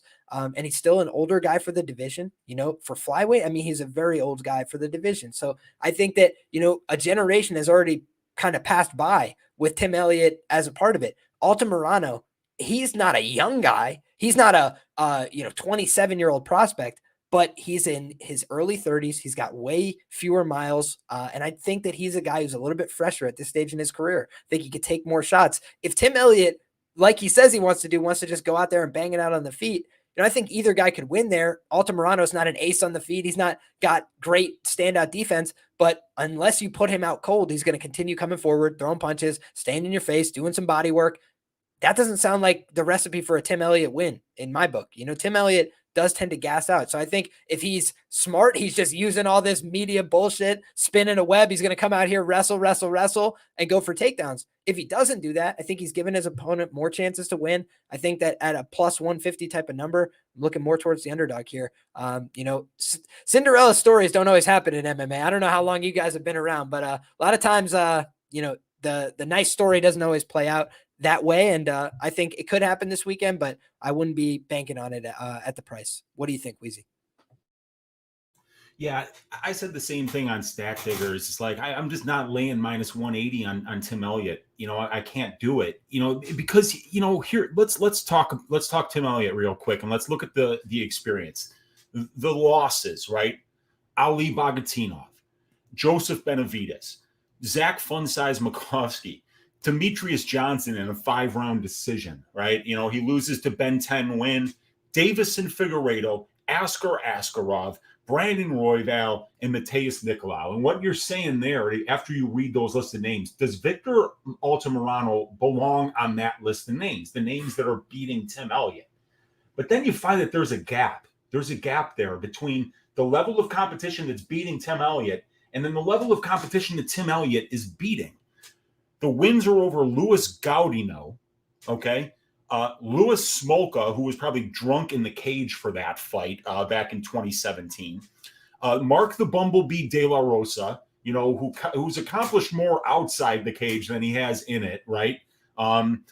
We got Ryan Benoit, Jordan Espinoza, and then a nice win over Tagir Ulanbekov. Close fight, but a nice win for him, right?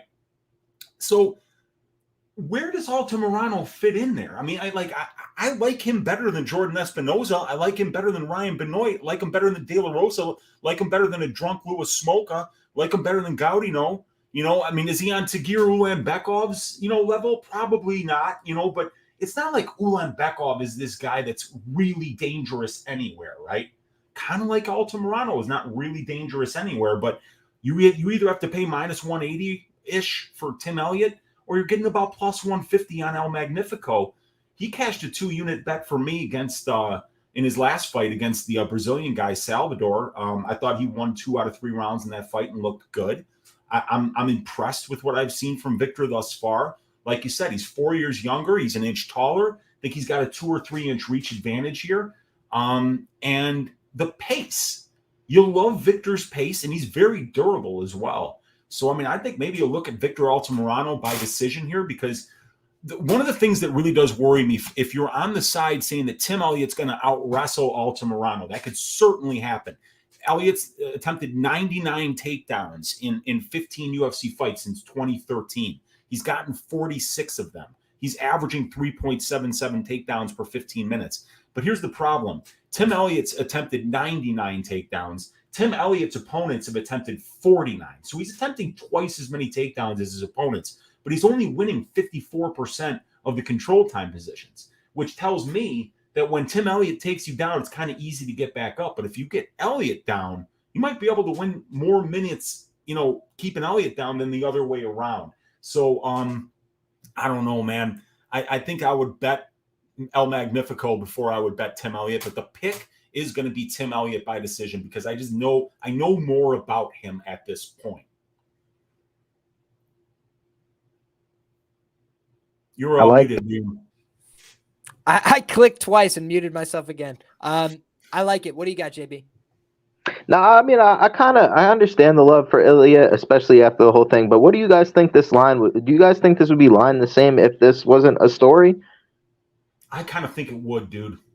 Yeah, same exact line, no different.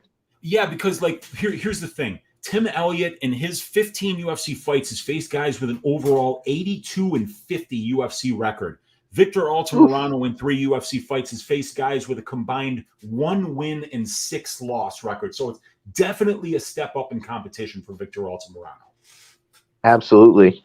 The only worry I would say betting the Tim Elliott side is a 36-year-old flyweight. That's just a huge red flag, in my opinion, on anyone. And like Liam said, listen to the interviews, coming off a knee injury, no coach, with all the stuff going on. You got to tread lightly, and he will be a huge public pick this week. I'm going to be passing on this fight completely, because I could actually see a finish for Altamirano as well the later this fight goes. If Elliott does gas, I could see Altamirano getting a finish here. But we'll see what happens. I think this is going to be another close fight. And if Altamirano is able to get back to the feet, I think Elliott could get tired the longer this fight goes. So we'll see what happens. See, that's actually the whole read for me here. I don't think that Elliott is not going to have success in the first round. I think he definitely could. That's when we saw Altamirano struggle in his last fight. But I just think Altamirano is a guy that I could rely on to go out there and keep trying to push it, keep trying to fight unless he gets finished. So I just think that that's a good sign to see. Whereas on the other side, you could just put this guy under a lot of pressure, a lot of duress. That's the kind of fights that he tends to not like. Tagir Ulanbekov, that's not what he does. He's more of a decisionator. He's more of the guy who likes to grease out a close fight, maybe get some control time. Tim Elliott will make you fight him, but if you can keep that pace, he can't. That's kind of what becomes tricky about his style. He likes to fight at a pace that he can't sustain for 15 minutes. So if you kind of neutralize that a little bit, slow it down, it gives him a better chance to win. I don't think Victor's going to do that. I think he's going to make it an insane brawling pace, and maybe that costs him, but if it doesn't, I think it's going to pay dividends the longer the fight goes, especially given the age dynamic that we discussed. So guys, our featured bout of the evening is no longer on the card. So I will have to touch base with you guys later in the week. Maybe touch base on whatever replacement kind of fight they could put together for our guy, Jim Miller. But just shout out to Jared Gordon trying to cut from 193 to 155 on 17 days notice. What could have gone wrong? I was looking at the Miller by KO props. Also on top of that, just what would the PR be like for the UFC if, Jim Miller, or excuse me, if Gordon gets knocked out, out cold or whatever, right? A minor concussion that he admits to in the media the week of the fight, and he's going to cut like 30 pounds plus in the week. It's just like, where was the logic there? It probably not logical. So in any case, we don't have a fight there to discuss. If you guys have any thoughts, anything that you were going to play, I know, Weezy, I think you said you were like most invested in this fight. So why don't you tell us what you were eyeballing a little bit, and maybe you'll have a chance to find a different play with a new announced opponent later in the week. Yeah, well, so it was basically all of my action after the Miller fight got canceled. Now my slate for this week is 0.25 units on the Muhammad Naimov money line. Who's a short notice opponent coming, up a weight class. And I'm like, I have to find more bets now. I can't just go in with a quarter unit, being like on a plus 400 short notice guy up a weight class. So. But I had 1.15 units on the Miller finish only prop, which was just such a strange line for me. With Jared Gordon really not finishing anybody at the UFC level, Jim Miller being a finisher by knockout and submission. That was a great line. And I also had a quarter unit on the Miller knockout prop at plus 550 because it's a Jared Gordon fight, so that was, I was confident in both of those bets. So, as far as, somebody finding this short notice of an opponent for Jim Miller, it's going to be weird, man. I probably won't bet that fight, even if they do find him a replacement. I feel you. The one thing about Jim Miller, I mentioned on my breakdown this week, the reason why I was leaning towards Gordon by decision, but I thought all the value was on the Miller props because, again, just it's circumstances, right? If you gave me two guys, full training camp, everything's perfect. I actually think Jared Gordon would be a tough matchup for Jim Miller at this point in his career. He can move around him, make him work for the full 5 minutes off round one. That's going to be tough for Jim Miller. He doesn't like fights that get longer and extended. You give him a fresh young guy off the regional scene who wants to bang it out and thinks he has it all figured out. Jim Miller will tell you what time it is. That is the kind of spot where I like to back Jim Miller. I bet him round 1 and 2 against Nicholas Mota, for example. Like, just those are the kind of spots I'd look to target. So I'd be curious to know what this late replacement could be, because I think those are the kind of fights where Jim Miller tends to shine. Low stakes, guy he's supposed to beat, he goes out there and runs people over. As a dog, 5-12. As a favorite, Jim Miller is a machine. So it's just like something to look at from a trend betting perspective. JB, what do you got here? Oh man, the fight's canceled, but I was actually kind of looking toward the Gordon side here. But I like that Miller finish only. I think that was going to be a popular bet this week. The bet online, I believe, was hanging it up around minus 145. I believe that's now bet up to minus 165. Fight's off, like I said, doesn't matter. But DraftKings had it sitting up at minus 115. Like, I think that was a bet everyone was looking toward because, like you said, it's just circumstances. Jared Gordon isn't finishing people. Jim Miller's finishing people. Concussion, bad weight cut. So there goes that. And quick turnaround, too. The sportsbooks put in the call. They're like, we got too many KO bets this morning. It's off. It's done. Go looking at Jared Gordon. Who did Uncle Weezy bet? Yeah, exactly. No, they made the call to the commission. We're actually concerned about Jared, right? We don't want him to get hurt, right? The guys over at Circa. I'm just kidding. Next up, we move to the co-main event of the evening. And, when I started watching tape for this one, I came to a take that I didn't expect to have here. When I've watched Alex Caceres, the thing that stood out to me is that he's improved a lot in his grappling. His grappling used to be real suspect. And I think that he's actually made substantial improvements. I think his body lock game is serious. I think his triangle, his rear naked choke serious. He's got length. He's got attributes, things that make him tough in the grappling. I think that sometimes that makes it easier to submit you, but I also think that it makes it, where you can get submissions a little bit easier as well. So I think that's kind of one part of the puzzle here. But I think on the feet, Alex Caceres actually has some advantages, especially the longer this fight goes. I think in the early going, some guys that have beaten Caceres are just really intense. They come out, they barrel forward, they throw big shots, and you could get to him like that. You could hurt him, you could finish him. But I think barring that kind of outcome, I would see Caceres finding, his own kicks here. And Pineda's a guy that's open to getting kicked. Shout out to my guy, Dan Tom, as well. Talked about the southpaw attacks that have bothered him prior to the UFC, in the UFC. it's been something that's tricky for him to deal with. I think he's going to see a lot of kicks in this fight, and I think it's going to be a point of struggle for him. Caceres, this guy is very hard to read. Where is it coming? Is it going to hit me in my body? Is it going to hit me in my head? And I feel like Pineda puts everything out there. He's going 100%. He basically has 10 minutes, right? Within that 10 minutes, he's normally going to win or die. He's going to sell out 100%. And I think against Caceres, that could mean overextending, getting submitted, just throws a punch too hard, gets the guy an angle to his back, and it's all over because Caceres has the length to really punish you when you make a mistake. Or conversely, he could just get hit with a lot of these long-range weapons. He's a little bit more short and stout. He's a guy that has had the steroid problems, wink, wink, nudge, nudge. I think he's still on them, obviously. That's why he looks his way at his age. But, I still have some questions. Caceres, guy's done a lot for the UFC. They're putting him back in a co-main event opportunity. He's done main events. He's been around for a long time. Could this be the card where they were trying to do some nice things for some guys that have stuck around a long time? I'm not sure, but just something that I had in the back of my head here because it felt like matchmaking that gives Caceres a chance to win if he could extend the fight. And I think that he's going to try and do that, stay long in the first round, use his kicks. If he gets taken down, I think he's going to try and be patient and extend Pineda. And I think if he can do that, he could win. But Pineda's a freaking animal in the first round, man. He comes out like a bat out of hell. He's a banshee. He's intense. He's not afraid to get in a fight, and he's not afraid to lose. And those kind of guys are guys like Derek Minner, right before the James Krause situation, wink, wink. Derek Minner used to be a guy that he comes out to kill you. That means I got 5, 6, 7 minutes, but then it's going to start going sideways in a quick hurry because I already spent everything.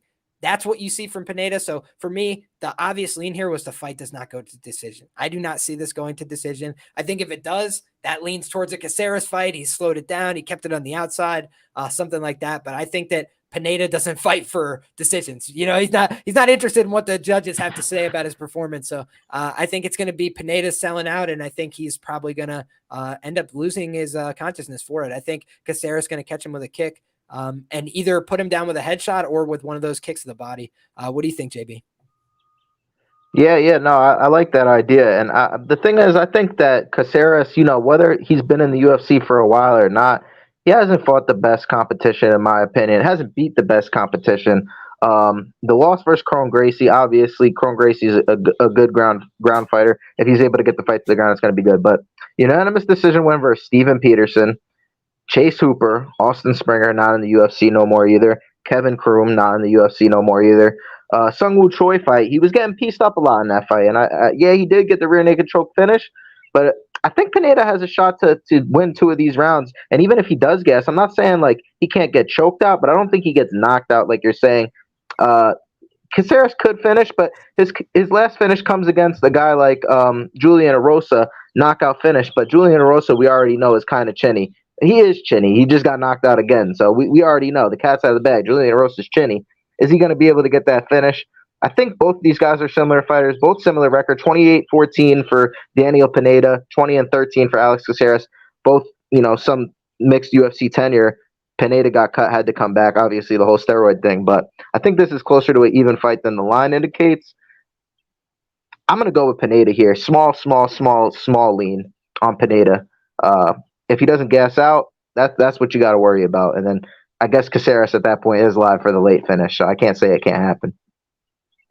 Yeah, I don't mind that take either. I mean, I do think Pineda has some of the hallmarks of guys that have beaten Caceres in the past, and that's what you're looking for.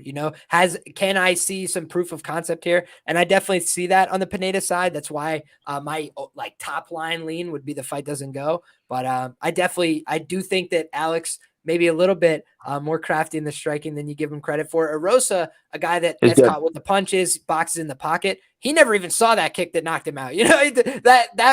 He's still watching replays like, wow, he kicked me with that. So that's the one thing about Caceres. He's a really tricky guy. Doesn't have a replicable style. You're not finding sparring partners that are coming in and doing a lot of things that Caceres does. So that I think is what makes him dynamic. But yeah, I agree, man. He's also a little bit of a guy that's fought one track of fighter in his UFC run. I do think the Yusuf fight also, shows his ability to compete with these guys that are talented. He could get caught, he could get buzzed, but he's not a quitter either. He's a tough guy. He's going to try and stay in there and fight. So I like most of what I've seen from Caceres, especially the improvement over time. Weezy, what do you got here, brother?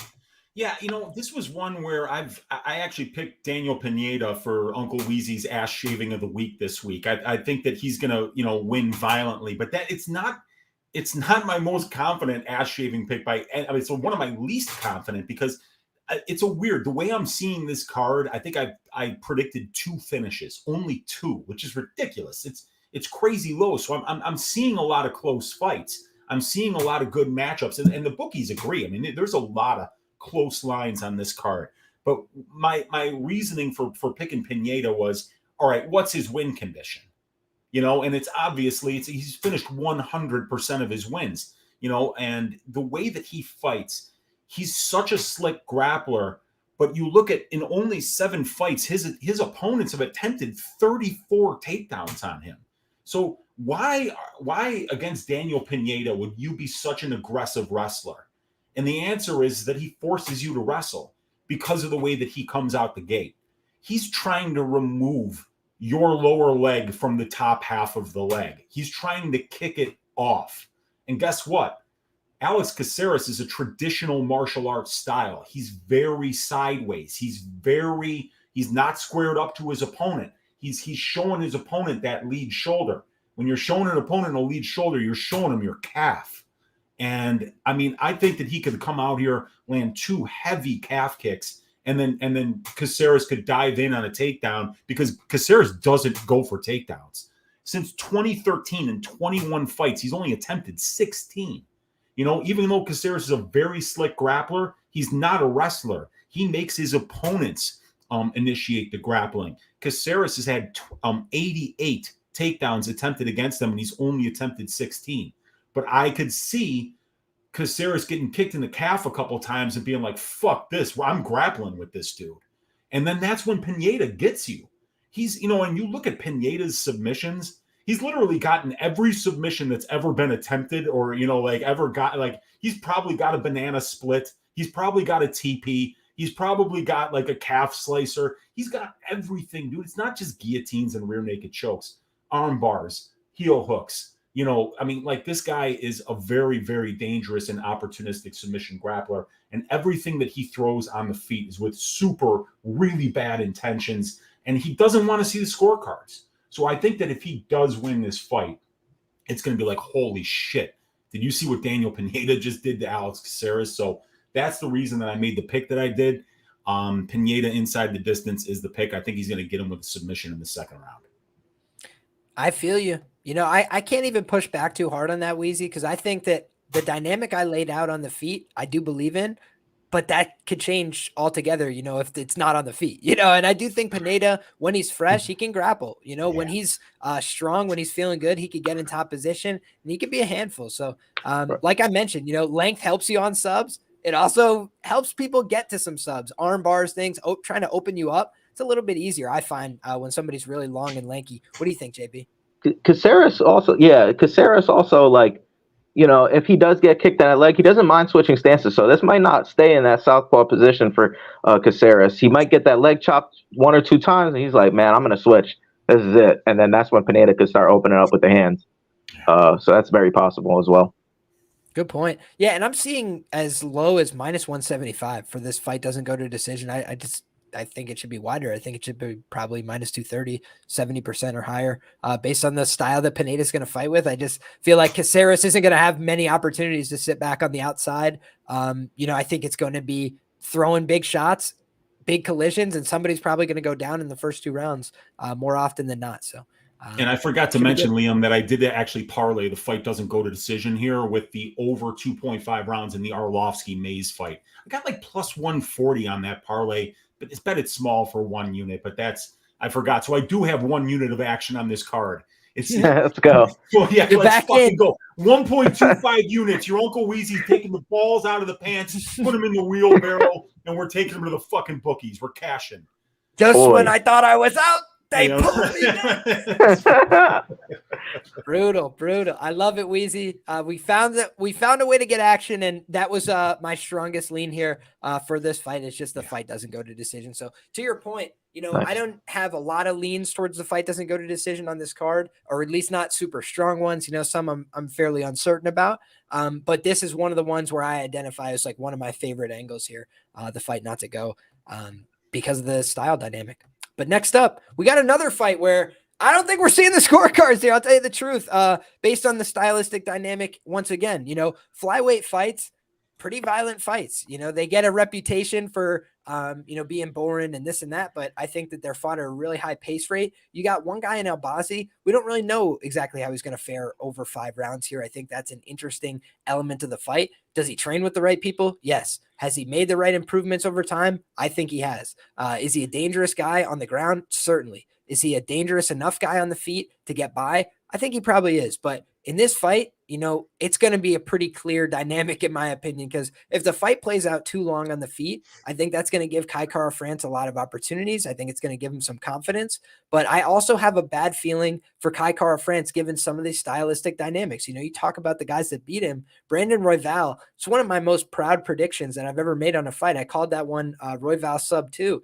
I felt like he was going to bring a lot of pressure, stay in the guy's face, keep making him fight, and then eventually Kai Kara-France was going to make a bad decision and break. I thought he had lost to Howley and Paiva. I thought that decision went the wrong way. So I felt like Kai Kara-France run, was a little bit of smoke and mirrors. Not to say he's a bad fighter. He comes from a great gym himself, City Kickboxing. He's made a lot of great improvements over time. He's a dangerous fighter. He's fought a lot of credible guys in the division, but he isn't always head and shoulders above them, not even in the striking matches. He's eaten a lot of big shots on the return. He absolutely rocked Brandon Royval. Then Brandon Royval spins, hits him with an elbow that he never saw coming, and then he's rocked, and he makes a bad decision, shoots in, and gets guillotined. When he's under pressure, he doesn't always make great decisions. I feel like he's going to be under pressure in this fight. Albazi knows I need to get a hold of this guy, take him down, come forward, apply pressure, and get on top.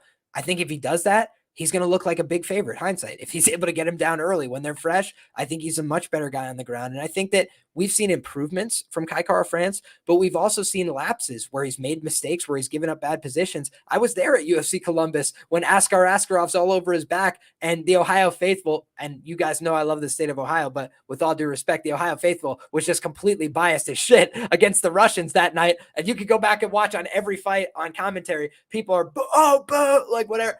It was not a great time for them, in the current event sphere, in the world of public opinion in America, right? Middle America, nonetheless. So all things considered, right? Kai Kara-France could have went out there and won a minute of that fight, and the crowd was going to give him a hero's reception. It didn't matter. So Askar Askarov had a lot of good positions. I thought he probably won the fight watching it live. Thought it was certainly very close, but Kai Kara-France had some big moments, some knockdowns, things like that. But we've seen in the fights that went sideways for him against Jose Shorty Torres, and he did get dropped twice, he got back up, he kept pressuring. The second round, he nearly finished it. He got the same exact position on the back, dangerous threats, tried to get him out of there, couldn't do it. And in round 3, a little bit foolish, tried to engage in the grappling by any means necessary, ended up putting himself underneath in full guard, cost himself the fight. That's something that we see from these younger guys. I'm almost glad that Albazi's lost a fight, because it's the guys, as Dan Levy, Best Fight Pick, says, it's the guys that are undefeated that'll make, the boneheaded decision on you when they're a huge favorite. And that's not the case here. Albazi went from being a big favorite against overmatched opposition to a real honest fight here, in my opinion, against Kara-France. And Kara-France, good fighter against good competition, but classic letdown spot for me is that post-title fight opportunity where Kai Kara-France just was at the top, just made the whole slog, just put the former champion in Garbrandt away, right? All the things that you need to do to get to the title opportunity, and then he got finished. Now he's got to scrape himself back up, figure it all out again, put together a new plan. It's tough. He's had a lot of fights, over 30 fights. Albazi, guy who's coming in very hungry, wants everything, wants all the smoke, training with all the best 135ers and 25ers in the world in Las Vegas. Them New York boys teach you how to wrestle, right? Albazi, I think, is going to be the better wrestler here. I think he's got more options than some of these other guys trying to wrestle Kara-France. Askarov did a lot of trying to hop onto his back, trying to take single legs up high. I feel like we see a lot more running of the pipe So I think Albazi is going to get his hands together, going to sit him to his butt. And from there, I think it's a mismatch on the ground. So I like Albazi. I think he's actually going to submit Kai Kara-France in the first 3 rounds here. What do you guys think? Starting with Uncle Weezy. Yeah, so this is a great fight, but Albazi was a big favorite, and then a lot of money came in on Kara-France here, and I think one of the themes of this card is there's a lot of fighters that are taking a step up in competition. For instance, Abubakar Nurmagomedov at the UFC level hasn't faced anybody at the level of Zaleski Dos Santos. Victor Altamirano has taken a step up against Tim Elliott. Muhammadjon Naimov taking a step up in competition on short notice against Jamie Mullarkey. And then in this one, it's Amir Albazi, right? I mean, like, you look at the names and they're not great. His last 4 fights are against Alessandro Costa, the bad Figueiredo, Zhalgas Zhumagulov. That was a close fight against Zhumagulov. He only won 2 out of the 3 rounds there, and the 3rd round was close. And Malcolm Gordon via sub. So now he's facing a guy in Kai Kara-France who, in his 10 UFC fights, has faced guys overall with a 44 win and 32 loss record. So he's faced, the much better brand of competition here. We've never seen Amir Albazi go 5 rounds. That's another unknown. We've never even seen Kai Kara-France go 5 rounds in the UFC. And when he went 5 rounds outside of the UFC, according to my prop template, I think both of those fights finished in the 1st round. So Kai Kara-France, his only fight, it looks like, finished in the 3rd round against Moreno. That was scheduled for 5 rounds in the UFC. And then we've never seen Albazi go 5 rounds. And then both fights for Kara-France that were scheduled 5 rounds outside of the UFC finished in round 1.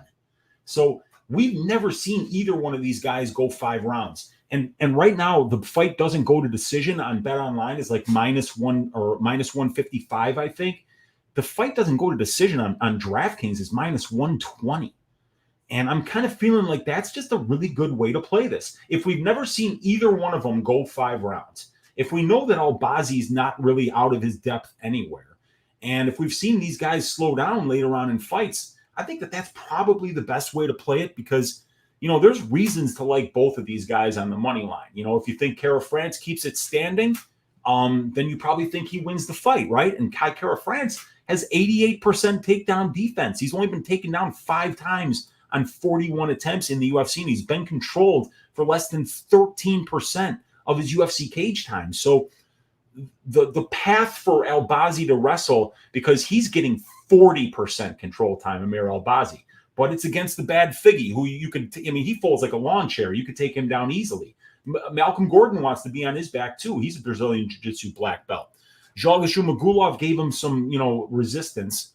And then the Alessandro Costa fight, that was a weird one. I don't know how that one got made. I don't know if Costa was short notice. I think he probably was, because they should have given Albazi a better fighter in that one. But yeah, I'm going to go with Kai Kara-France, but I think the bet here, and I think I'm probably going to be making it shortly, is that -120 fight doesn't go to decision on DraftKings. And Mark in the chat was saying he hasn't seen Caceres Pineda fight doesn't go to decision better than -275 anywhere. It's -185 right now on DraftKings, and I got it at -175 yesterday. So if you think that fight isn't going to decision, DraftKings is hanging a fat number on that right now, so you could get that one much better than you could get it anywhere else on the market.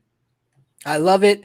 Real quick, I'm going to interject with some breaking news. Shout out to Doug Polk right there, but Scam the Book says Jim Miller is fighting Jesse Butler. I don't know who Jesse Butler is, to tell you the truth. I have to go back and do my due diligence, but you guys can expect an update on the channel. I'll go back and find a way to talk about that fight after I get a chance to watch that guy do some research and figure out who the hell Jesse Butler is. But JB, we're yet to hear from you, my man. Excited to hear your take on this main event.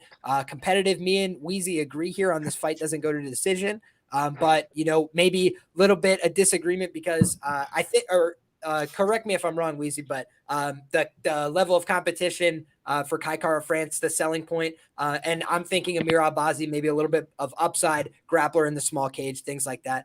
So bunch of great things to consider. What do you think about this fight? Yeah, actually, I like Albazi on the cage. When he gets guys up against the cage, you'll see, Figueiredo trying to grab the cage. He knows he's going down because that body lock. And the thing that Uncle Weezy said that really sticks out to me is 88% takedown defense for Kai Kara France. Well, this guy's going up against guys who want to be on their back, like Figueiredo, like Malcolm Gordon. So that could be something to think about. And level of competition. This guy, hasn't fought the best level of competition yet. So I would beware betting on the Albazi side. I just don't think we know exactly what we're getting. If you are 100% sure he's going to get him to the ground, yeah, then that's a good case. And we've seen Kai Kara France taken down before by Rogerio Bontorin, but I actually think Bontorin's jiu-jitsu is really, really good. And even he wasn't able to finish Kai Kara France. How calm he stays with Bontorin on his back, just constantly fighting the hands. And although that could be a bad look to some, almost getting choked out, like I said, I think Bontorin is really good, and he stayed calm in there until he was able to get out of that position and eventually get the knockout. I like Kai Kara France in this spot. I think this isn't so much of a grappler versus striker match. I think Albazi does have some stand-up, and I don't think it's a complete wash on the feet. But I just don't think the grappling advantage is there as much as you do, Liam. I think he's good on the ground, but I just don't think he's going to be able to get him there consistently. Is he able to backpack him for maybe 2 of those 5 rounds? Yeah, but I don't see him getting the finish. I really am high on Bontorin's jiu-jitsu, and he wasn't able to finish him. The Royval thing, I believe he was rocked in that fight, if I'm not mistaken, and fell into the sub. Indeed. So, he shot into the sub, dude. He went for a takedown. My man from City Kickboxing shooting single legs. No Wayne. Yeah. I remember where I was watching that fight. I was in my car. I was like, what the? This is crazy. Nuts fight. I'm going to be going with the Kai Kara France side here due to all the reasons that Uncle Weezy said. And I completely see both sides of the spectrum. But I just don't see Albazi finishing Kai Kara France. I think this fight actually could go to decision. I know you guys are liking that doesn't go the distance. -3.5 is kind of a weird number, but I like that in this spot. I don't think Kai Kara France is getting the knockout. We have seen him get knockouts, but it's versus guys who I think are chinny, right? Cody Garbrandt, Rogerio Bontorin gets tired and gets knocked out easily. So I think the finish comes from the Albazi side, if anything, by sub. But like I said, this dude is versus Bontorin, just unchokeable. Would not give up. Never say die attitude, and gets the job done. So that guy obviously is going to fight for your money. He was never thought in his head to give up on this choke. Never thought in his head to stop fighting the hands. Obviously, a liver shot's going to put anybody out, so you can't count that for anything. I like Kai Kara France here. I think the upside's on him personally. I feel you. I get where you're coming from for sure. And he's definitely fought the better guys. But for me, what I liked about the Albazi side is, number one, I don't know that he gets the credit he deserves for the wins. Zhalgas Zhumagulov, everybody has a win over him in the UFC. Nobody's done it for real, right? This guy actually has a relatively clean win over Zhalgas. Yeah. Then you look at the fights before that. I mean, Malcolm Gordon, yes, you could say everything you want about Malcolm Gordon having a horrible chin, because he has a horrible chin. He just does. He never had a good chin. Didn't have a good chin in Canada. He didn't have a good chin in the UFC. But he's got good jiu-jitsu. He's not bad on the ground. I bet him at +210 against Denise Bandar. He broke the guy's arm in like 45 seconds or something. I'm kidding. But just like, you go back and watch, like, Malcolm Gordon gets no love, no respect. Nobody ever gives him an ounce of credit. But he's a BJJ black belt. And Albazi went out there, was beating him up on the feet, which then caused Malcolm to make some bad decisions. He's like, all right, now we got to wrestle. Now we got to grapple. Let's get in there. Albazi was able to work through those positions, get on top. He's in the full guard. He starts beating up Malcolm Gordon from the full guard. So Gordon's like, all right, I got to do something drastic. He goes to make an explosive roll. Then Albazi jumps onto him, follows him to the ground, gets on top in the half guard, passes the guard easily, and from the mount sets up a triangle, falls back with it, and finishes. That's step 1, step 2, step 3, and it's over. That's Jailton Almeida. That's easy winning jiu-jitsu. I don't like guys that have to go out there and get 50 positions. He can just attack.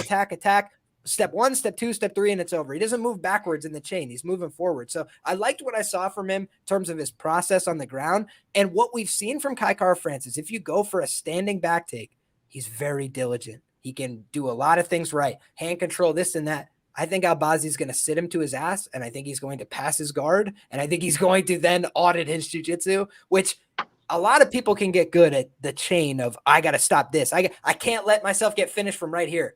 But when you get asked the same questions over and over, do you want to defend this arm triangle choke, or do you want to turn and give your back? Or do you want, I think that would be the thing that breaks Kai Kara-France, that fries his brain. And I think especially when you're coming in there, maybe with some diminished confidence off the title loss, maybe you come in there with more confidence because you had some success. But I just think it's a tough spot. From an Angles point of view, the fight right after you just had a title fight, obviously not the same level of motivation to go do a freaking throwaway fight night in the Apex against some guy that most people haven't heard of. Also, the last thing I'll mention here from a narrative standpoint, there's only one Iraqi fighter in the UFC, ladies and gentlemen, and his name is Amir Albazi. And he came with a mission. He surrounded himself with greatness, fought with the London Shoot fighters, fought with, the guys at Extreme Couture, which is like the nexus of great talent at 125 and 135 right now. I don't think that's by mistake. I think people have been pushing this guy for a long time. He was in big fights in Brave. He was in big fights in other organizations. I feel like Amir Albazi has kind of been sculpted for success, and he's still young. He's still under 30 years of age. Both these guys similar age, but one guy's got 10 losses and he's been around a long time. He's done a ton of fights and he's kind of done what he can do for the UFC.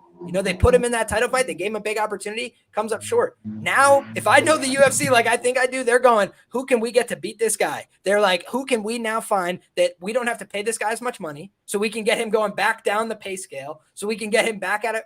That's what it feels like to me, gut instinct. However, I think that from the matchup perspective, all your points are sound, man.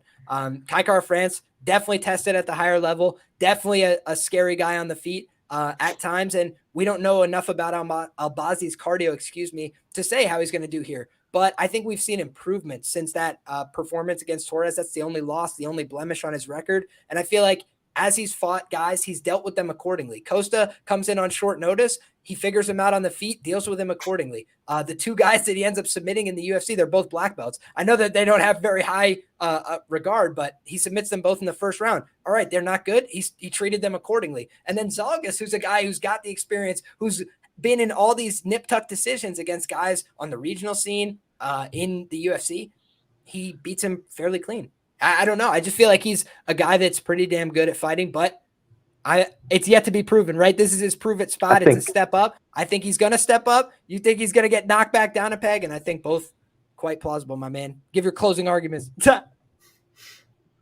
Yeah, man. You want to go first, Uncle Weezy, or me?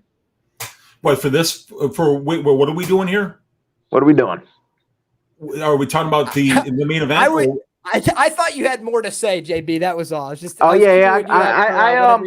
No, I do actually. No, I take this as for what it's worth. It's just training stories, but I've heard Malcolm Gordon is getting beat up by blue belts in the training room. So black belt, isn't always a black belt, my dude. You know what I'm saying? And for what it's worth, I think Albazi's just a little bit unproven. That's my only knock on him. And we're coming with a guy, Kai Kara-France, 88% takedown defense.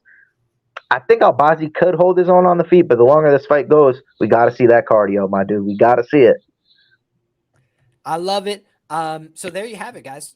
You've gotten a bunch of opinions on these fights. One thing that is a hallmark of this show is we don't all agree all the time. Sharp guys disagree on these fights, but do whatever you have to do to find your edge. We try and give you as much information as we can, put it in your hands, and hopefully, whether you're with us or against us, the chips fall in your direction. So appreciate you guys. Appreciate my two guests very much. I had an absolute blast. It's always a pleasure chopping it up with these two guys, and both will be seen on this channel again if they'll come back, because it's been an absolute pleasure.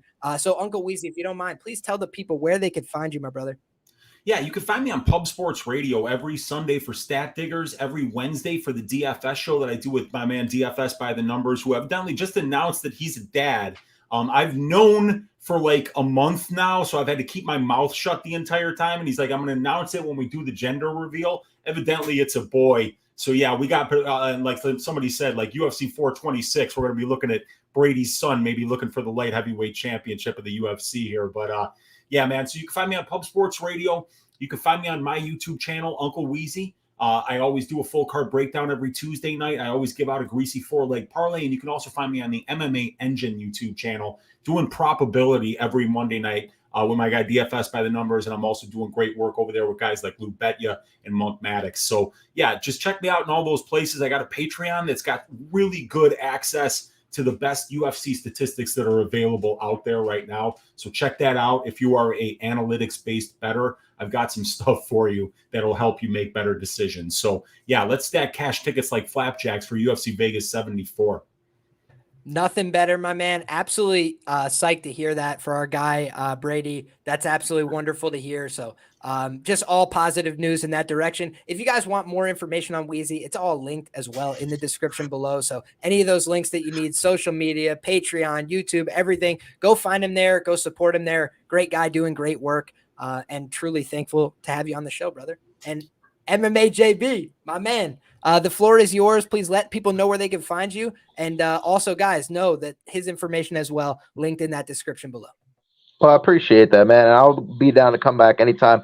Just shout out to both of you guys, man. I'm just sitting back listening. And my dude Weezy with the stats is an absolute animal up there. My dude Liam came with some great points. And although we may not agree with anything, he kind of opened up my mind on some of these fights as well. And this is just one of them weeks that, not necessarily everybody's going to agree, because it's quite opposite matchups, polarizing, like Jinh Frey versus Elise Reed. Like Uncle Weezy said, when you're betting one side, you have an opinion, and it kind of could differ. But that being said, man, I really enjoyed this. I love the free format. I love to just bullshit and talk around. And the more I'm on the camera, the more comfortable I'm going to get with it. I don't necessarily do this for clout. I'm just here. I'm just betting what I'm betting. And if you guys want to bet with me or bet against me or just listen to me or call me an idiot, I don't care. I'm here. I'm Jewish, and I'm about to smoke some weed. Let's go. I absolutely love it. And there you have it, guys. We put in an absolutely great show, in my opinion. Timestamps will be available as soon as I can get to it. Going to be doing a lot more content this week. My article's coming out tomorrow as well. So a lot more to look forward to from me. If you guys are not already, please go ahead and get subscribed to the channel. Drop in a lot of fight content, combat sports content. We got 13 straight weeks of UFC coming at you, and we're not going to miss a week. So hope that you guys will be here along the way. Maybe we'll have some more surprise guests. And I think that we got a lot of great content coming your way. So appreciate the support, guys. Drop a like on the video if you haven't already. God bless you all. Enjoy those fights. And until next time, come back and we'll do it all again. Take care, everybody.